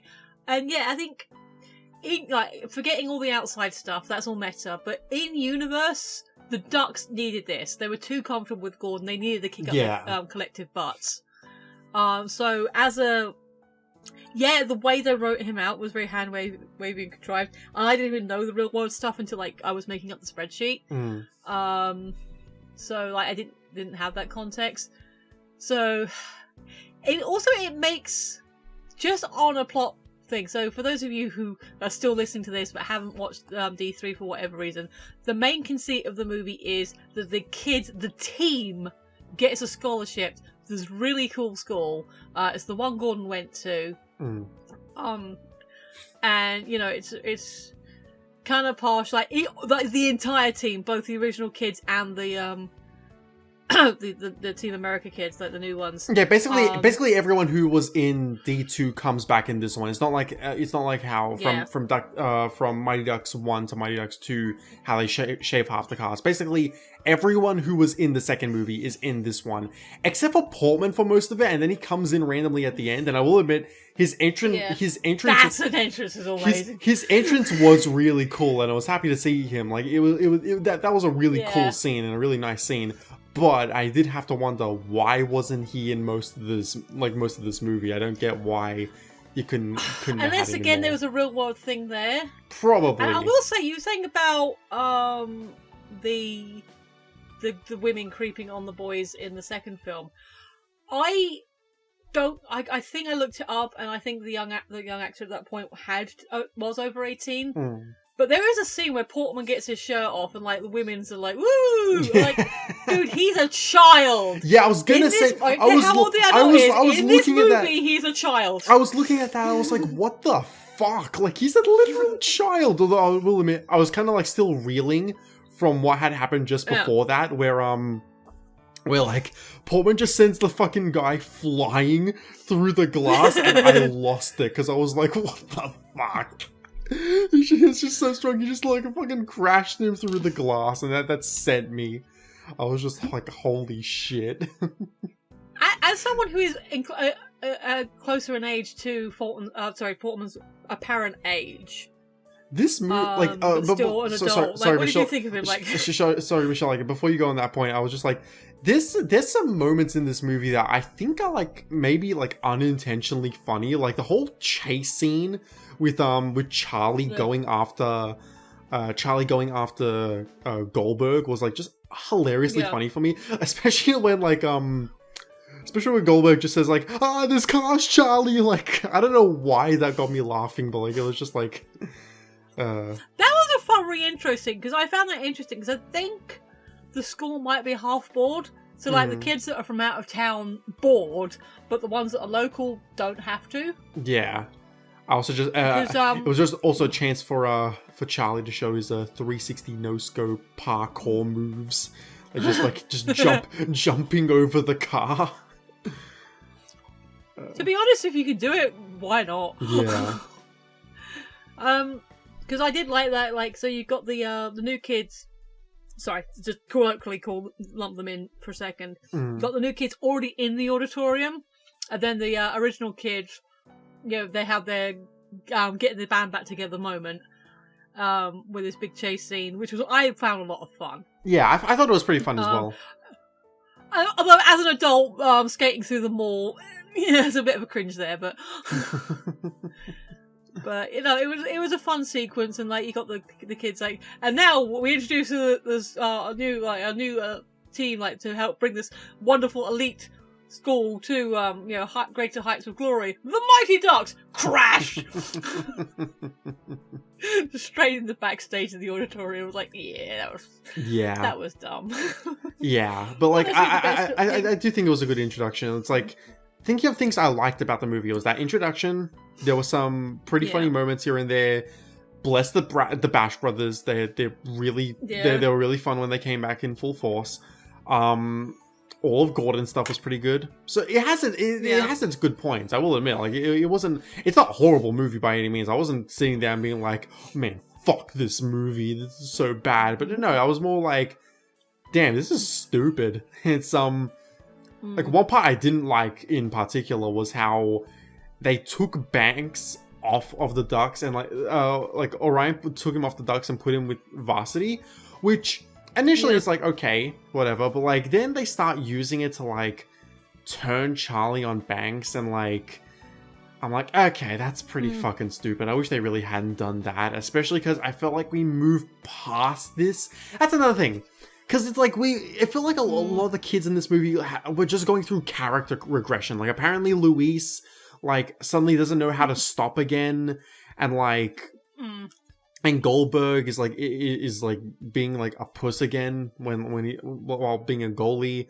It's like, I don't know, I feel like a lot of the kids were just going through the motions yet again. And, like, I felt like they had already grown past this. Like, and while I think Charlie's development was mostly fine, I think some of the steps they took in his development were kind of just stupid. Like the Banks thing being one of them. Another one was the fact that they killed Hans.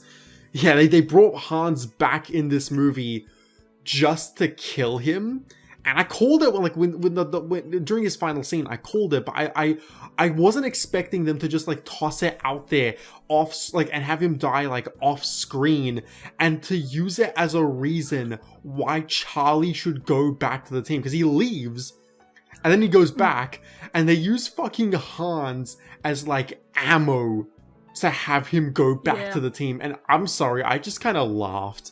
I was laughing. I'm like, they really killed Hans to have Charlie go back to the team. Jesus Christ. Sorry I keep cutting you off, Michelle, but that's a fucking another thing, because like they establish that Jean and Charlie in the second movie like were, because Charlie had become Jean's apprentice, but now suddenly like Hans and Charlie were pretty close in this movie, so it's like, so that came out of nowhere. Like there's no real emotional weight there. So yeah, but you go on now. I'm talking too much.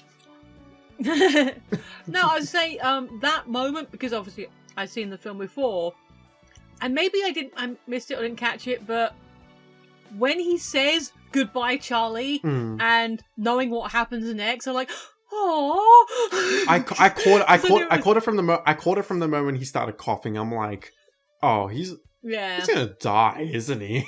Like I don't remember catching it like the cough or anything like that, but like the goodbye Charlie, knowing like, oh no, I didn't notice that before. It's like, but yeah, when you say it as a motivator, that is kind of weird, but yeah, they did establish he was like getting up there, so he still has the sort of the relationship. I mean, you can believe that the brothers have them shop together. You can sort of say that excuse me, that, you know, Charlie would have developed a relationship with both of them. Because, you know, it wasn't like he hadn't met Hans before in the first film, so...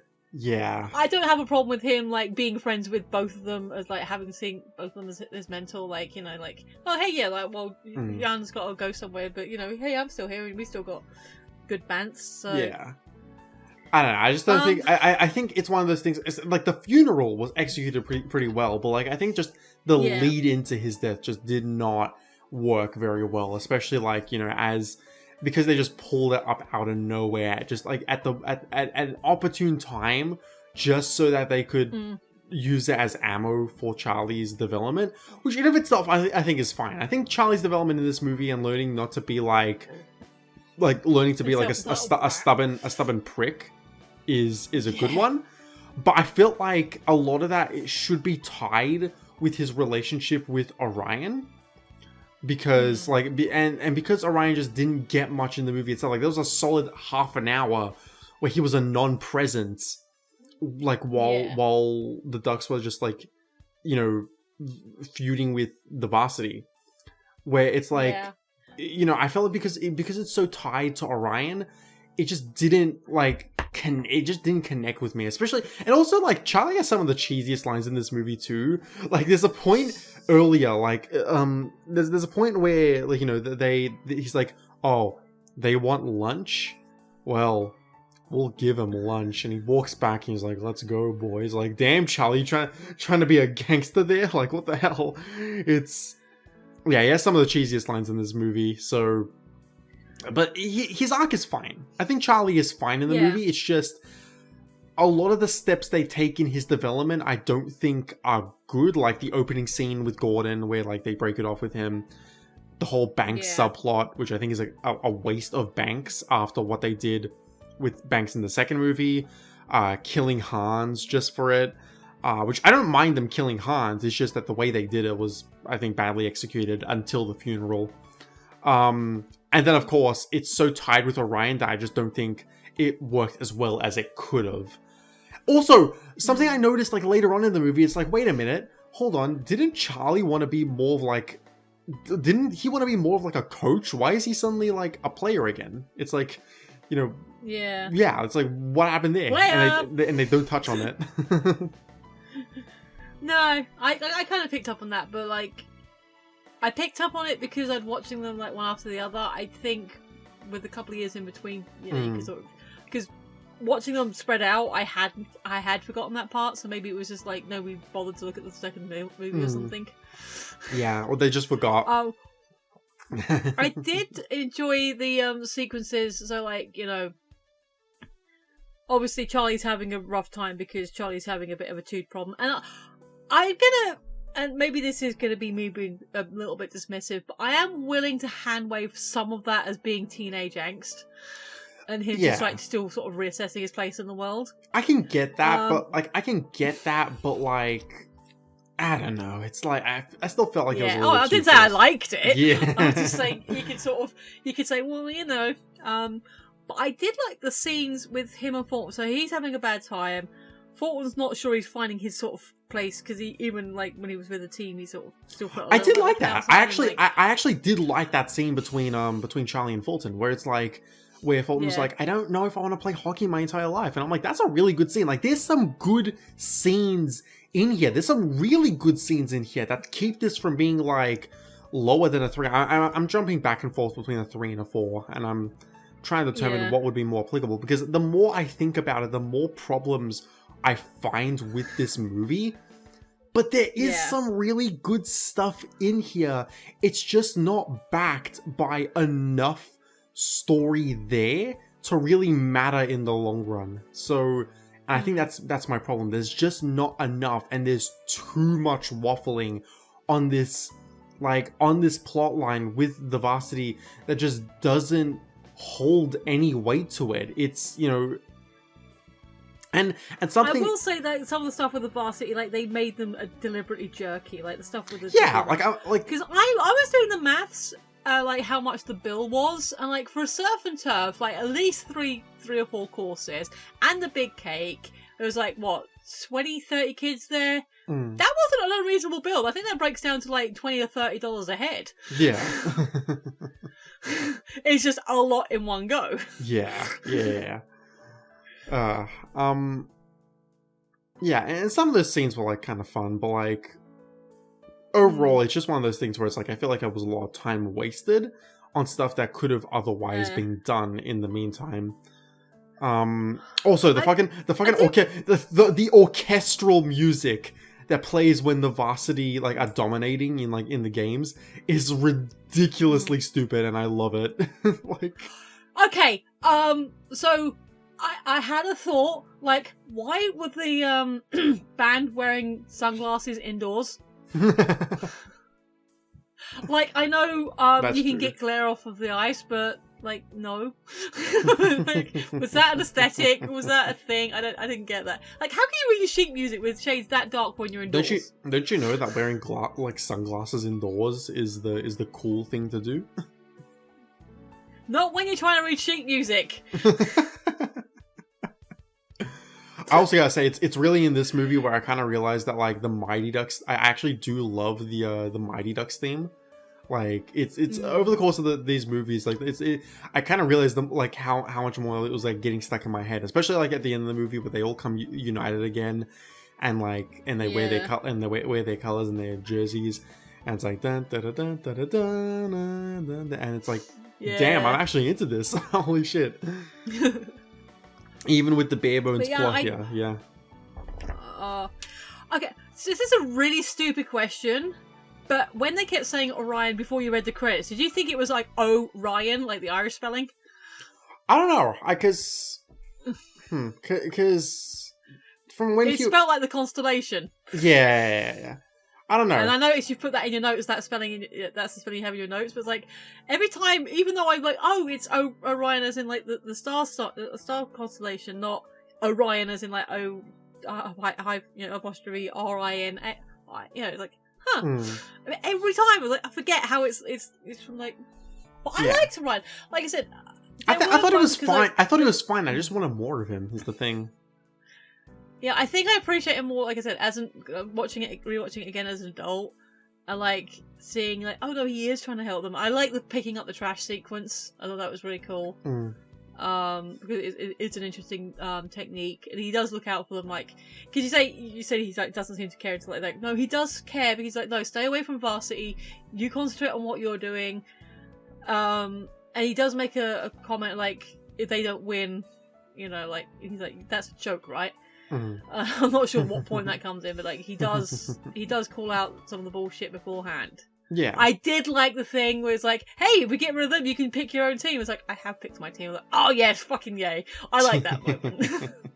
He does stick up for them. So, because I've got the impression that most of the politicking and like, well, my younger brother was supposed to be on this team, like that self-entitlement, that was from everyone else and not necessarily from Orion. Yeah. So, I think he's just there to do his job, and he just wants to coach this team, and like, I don't know how much research he'd done on the Ducks before they arrived, but he seems like the sort of guy who would have watched a few tapes. One other point I kind of realized after watching the movie, thanks from the video from Distracted Nerd, was that this film doesn't really have like a consistent villain, because at one point you think it's gonna be Orion, and that kind of runs for a little bit, then it's the varsity team for a bunch of the movie, then Orion comes in, and it's the fucking principal.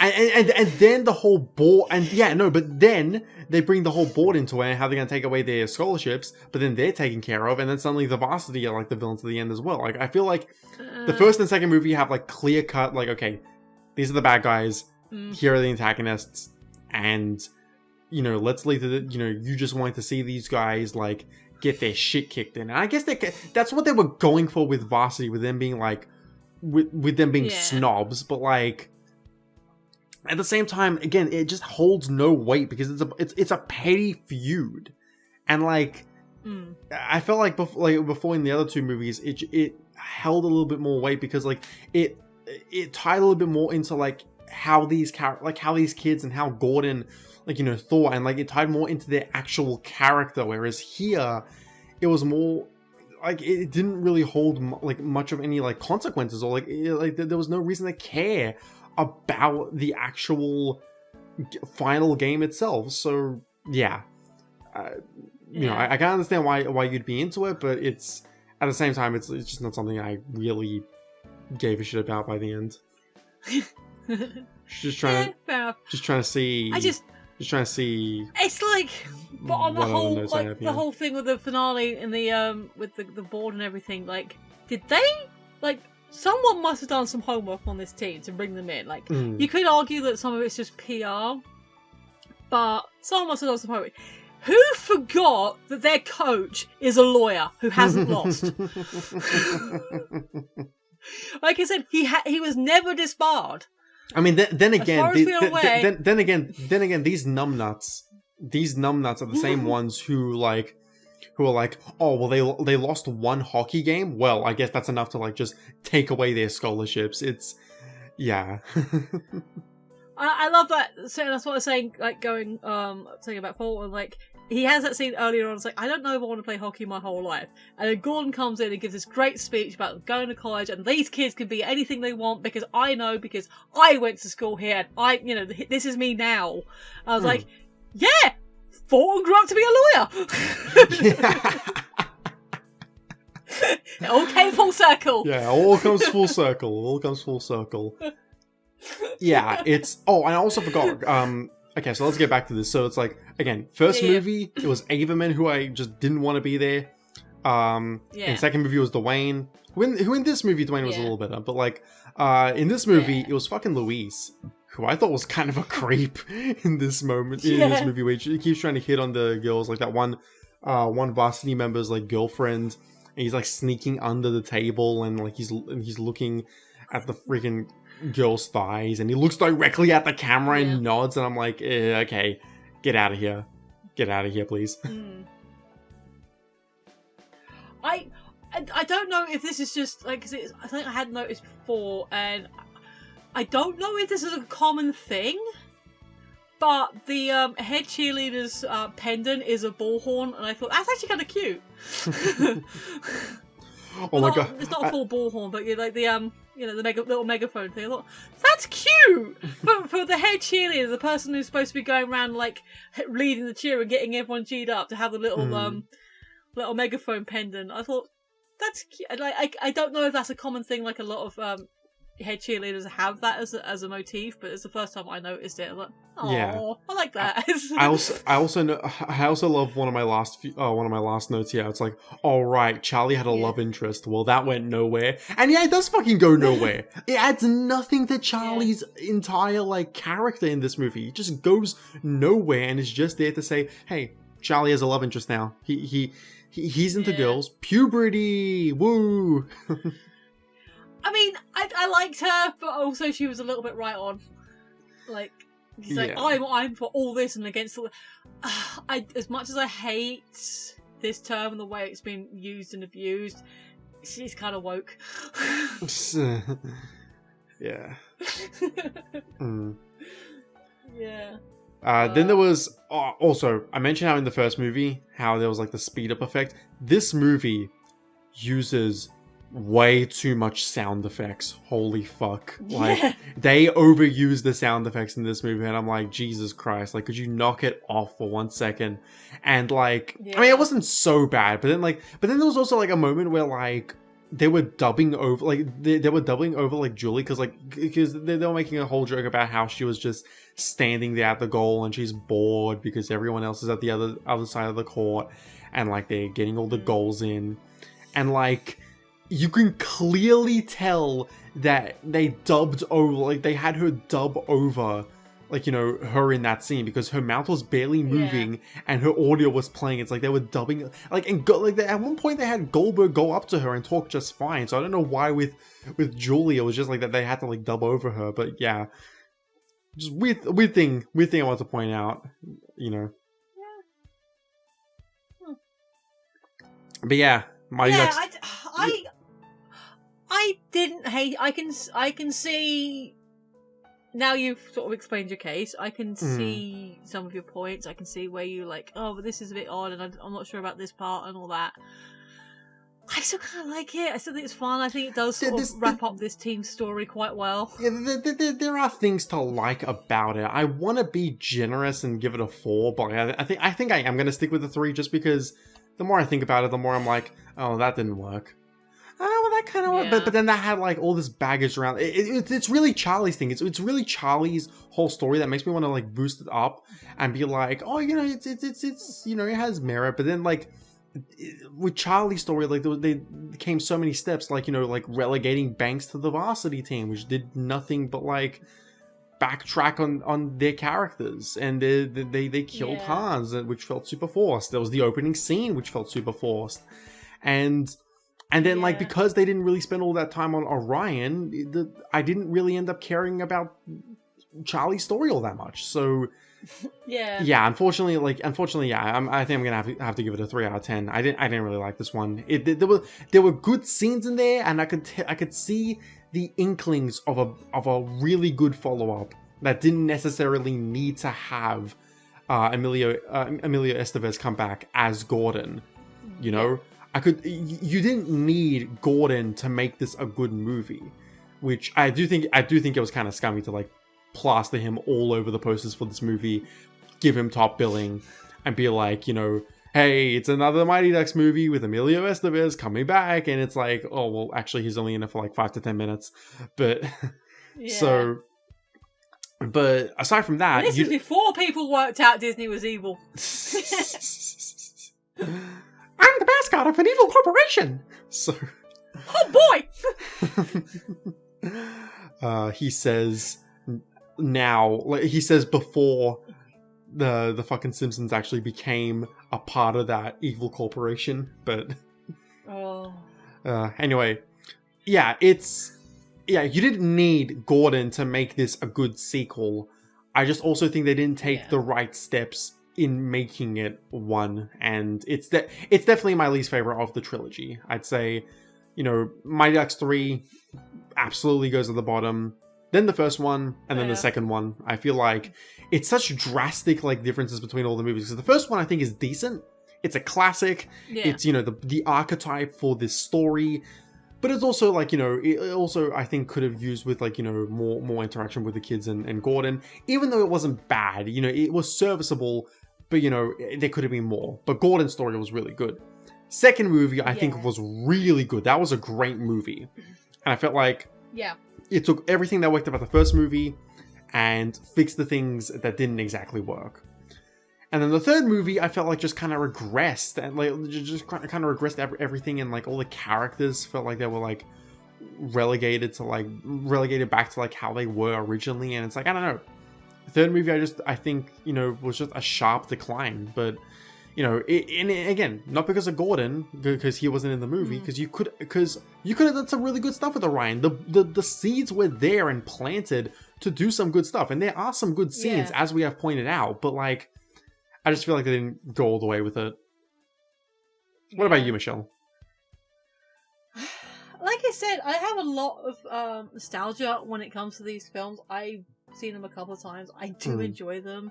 Rewatching them again, because like, before you'd said about, hey, why don't we do this thing, I was like, I really should watch Mighty Ducks again, like, especially with Game Changers coming out. I should maybe give it.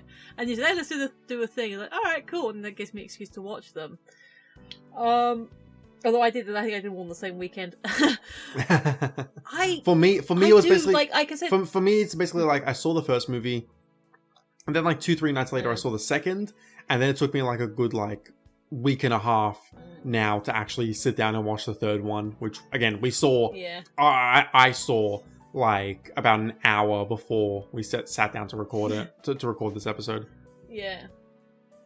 I like I said, for me, listening and accepting and taking on board everything you said, I still think they hold up as like, accepting criticism, they still hold up as films on their own right. They're still fun. For a cast of like essentially child actors, none of the performances really dip. Yeah, like no one's like noticeably bad or sort of gives a bad line reading. Maybe you could make arguments for some of the newer kids. Like, I don't know if this like where he came from, but the one of the new kids I quite like was the kid that was the commentator. I just thought he was kind of a fun character. Oh yeah, like, him. He just came out of nowhere, and after a while, like there was a it was like one of the NHL players like came and like did commentary for one of the scenes. Yeah, especially okay. Mighty Ducks 2 is like the best of the trilogy. It was like the absolute like most shameless when it came to like NHL like insertions in there to having like isn't that the one that had Gretzky in it as well? Yeah, it's like here's ex NHL player. Say hi, ex NHL player. Now here's Y NHL player. It's so shameless. It's so shameless. It is, but at the same time, if they hadn't introduced them that way, I wouldn't have known who they were. Yeah, exactly. I knew Gretzky, but like more recently, I've learnt more about him, like because Fact Fiend did a whole video on him and stuff like that. So I've learnt who he is from there. But at the time, I don't think I knew who he was. Yeah. So, but he like you look into Wayne Gretzky, he just seems like a really cool dude. He just seems like really, really sweet guy. But yeah, no, there's like a moment you say about when Hans died. Because he comes in, like, he's already like been in the school for a little while. He's like established in that world. He has that like typical sports commentator voice that I don't know if the actor already had that and that's why they hired him, or the kid just did a really good job playing that part. Yeah. But I was convinced. But the moment I liked is like after Hans is passed and it's like the first game and they have a moment where they all like go in a circle and touch the ice, and it's a really sweet moment. And the commentator, I think his name was Kyle, he's like makes a note of it and said, "Oh, and this is like a sign of respect in Denmark." And like, oh, he looked into that. He done the homework. He really knows his shit. Like, really knows his shit. Yeah. Like I don't know why, but that kid, that cameo, I thought, yeah, I like him. He go places. I didn't look him up for the spreadsheet to see where the actor went, because for all the there was no new team members, so I was mostly interested in like the main core team. Yeah. Yeah, the only one who's like confused me was like Scott White as Scott Gunner. Like in one film he's referred to as one thing, and one thing he's referred to as a credit as another. So I'm just assuming that that's his full name, Scott Gunner. Yeah. It's like it was a weird one. So referring to just for a bit of a lulz at the end. Referring to my notes I made, anything that's made you go, huh, or laughed, or just like, that's just stupid. Just in general? Because I worked hard on this. Yeah, no, it's, okay, so, yeah,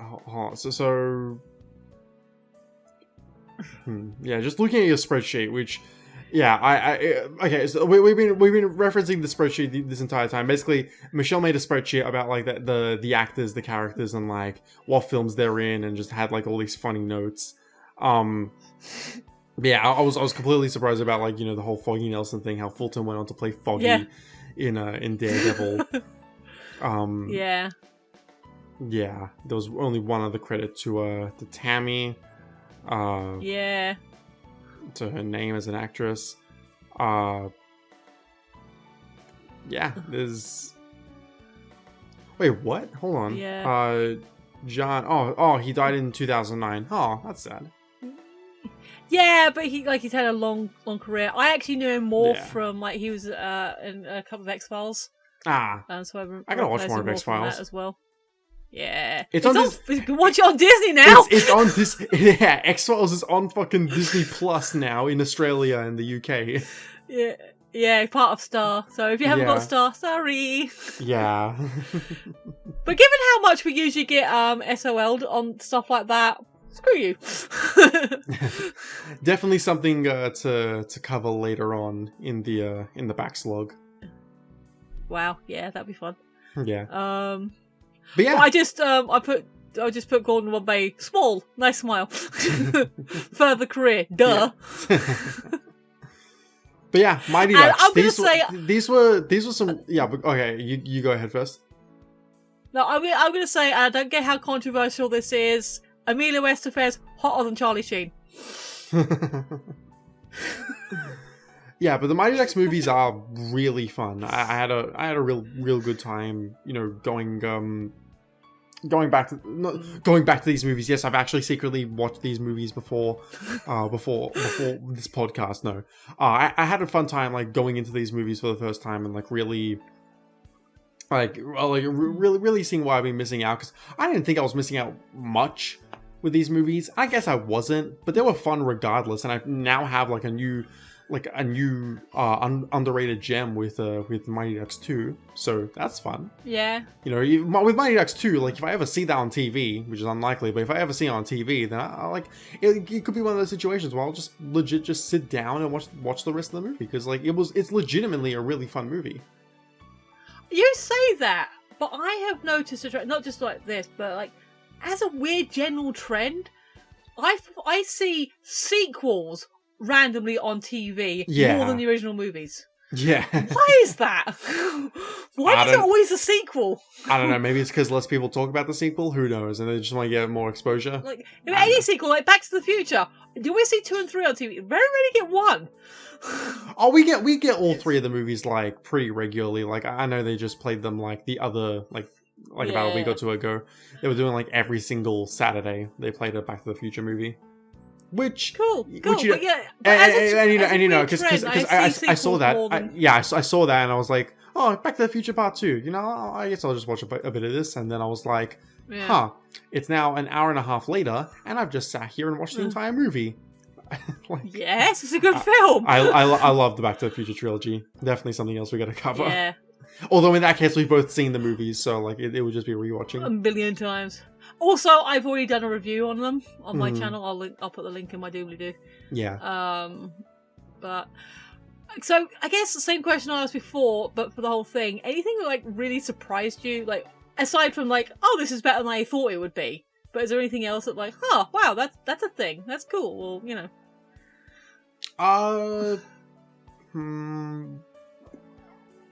Not particularly in terms of like any specifics from the actual like things. Like I was surprised at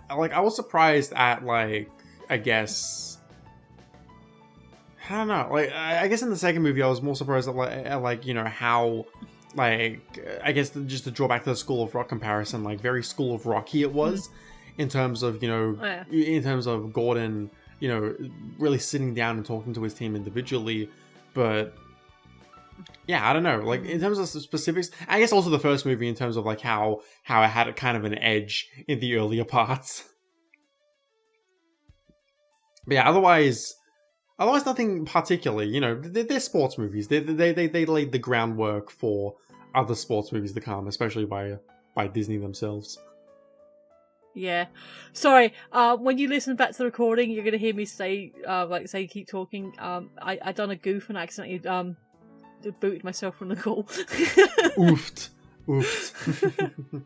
But on your recording it should be fine. That's why my record you can just edit this bit out. Yeah, no. No, now it's here. Everyone's gonna hear it. I'll edit the bit where you say keep talking out, but like now, no, you goofed. I'm keeping this in. Dang it. You can't escape from me, Michelle. We've been going for almost 2.5 hours. Holy shit. I know. I've got another podcast to do after this. Oofed. Well, hopefully next time with the Backslog, it won't be nearly as long since we're just talking about a singular series as opposed to like... Oh, it's a 10-episode series, so you don't know. You don't know. Like, yeah, but like then again, like when me, Zen, and Casey sat down to do WandaVision, that was only about like an hour and a half. So I don't know. Like hour and a half, 40 minutes. I need to finish listening to the rest of that. You guys, you also got to listen to our Loki podcasts. God damn it! I listened to the first one. I haven't listened to the second one yet. Oh, nice. But as for when we plan to release these episodes, we're planning to release them kind of bi-weekly to kind of go along with also now me and Zen are doing.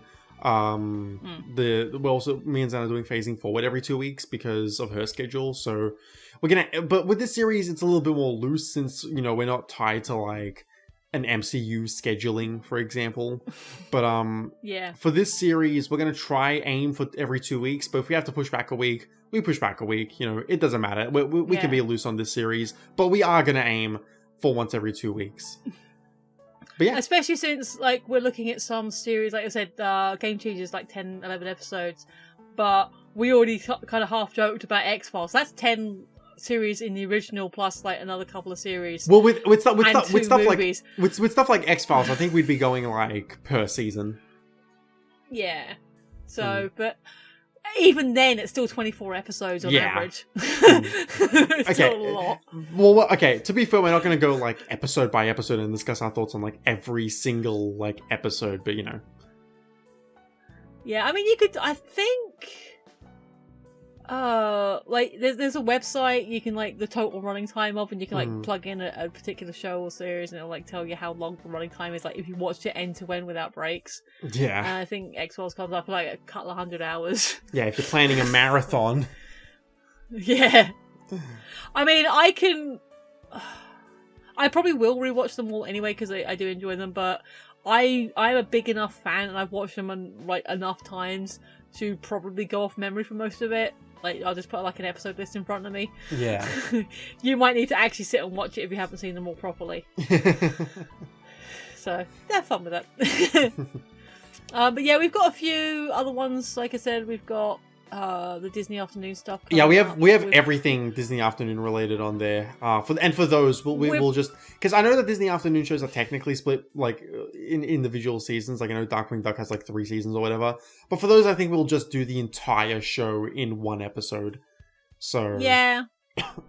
We're probably gonna do those in release order just because easy. Yeah, we were gonna do the Mighty we were gonna do the Mighty Ducks animated series in between this video and the Game Changers video, but then really like that doesn't have anything to do with the Mighty Ducks, and it's like very, very different. So like we're just gonna group that in with the with the Disney Afternoon stuff. Yeah, actually, we honestly may, because like that series and Quack Pack are like really short, so like we may just group those together, like at the end of that because I think the animated Mighty Ducks is just like 13 episodes. Huh, fair enough. Ducks rule. No, it's Ducks rock. With that being said, guys, I hope you've enjoyed this first episode of the Backslog. This was really fun to just sit down and talk about all the individual movies. As for length, you know, it'll vary, but I'd say usually these podcasts will usually go like at least minimum like around an hour and a half, to like 2.5 hours, like just in between that time. So I have to say, if you are still here, if you are still listening, you are awesome. You rock. You are a duck, you rock. You fly together. But also, whatever you decide to do whilst listening to this in the background, and then you did your project, I hope your project's going well, because I would be the same. I'm like, this thing's a 2.5 hour, or however long it'll come out in the edit, over 2 hours long. Screw it, I'm doing a painting, I'm doing something else and sticking this in the background. So whatever you're doing whilst you're listening to this, I hope it comes out really well. Yeah. I hope you're proud of it. With that being said, guys, I guess we'll see you for Mighty Ducks Game Changers next time. I'm going to watch that over the course of the next 2 weeks. And that should be a fun recording. Yeah, it should be good. And I think we haven't established the next recording day, but I think it might fall in when I'm on holiday. Nice. So I can have just totally chill. Just chill. Yeah. Yes. Thank you for listening. I hope your projects go well. Like, share, subscribe. Do comment, because like this is our first thing. Yes, please. Give us feedback. Give us as much feedback as possible, please. If you're in our channel, if you're in my channel, if you're in Phil's channel or Zen's channel, wherever you're going to upload to, I am going to upload this on my channel, because I'm moving my scripted content to Zen's channel, but all my podcast stuff I'm keeping on here, along with Facing Forward. All right, cool. I was gonna rebrand this channel to just Phasing Forward, but now that we're doing this, it wouldn't make any sense. Yeah. Phasing Backslog? I don't know. We'll work on it. yeah, so if you're one of my subscribers, go subscribe to Phil. If you're one of Phil's subscribers, hi. Go subscribe to Michelle. Come give me a like. Yeah. And like both and do all the interactions. And you know what? If you hated it, if you thought it was stupid, leave a comment for that as well, because it still counts as interaction. Can you get that sweet we're tapping into that sweet algorithm. Come on, come dislike our video. Yes, it just adds to the algorithm. The algorithm, which is totally being appeased right now by us talking about fucking mighty ducks. Oh.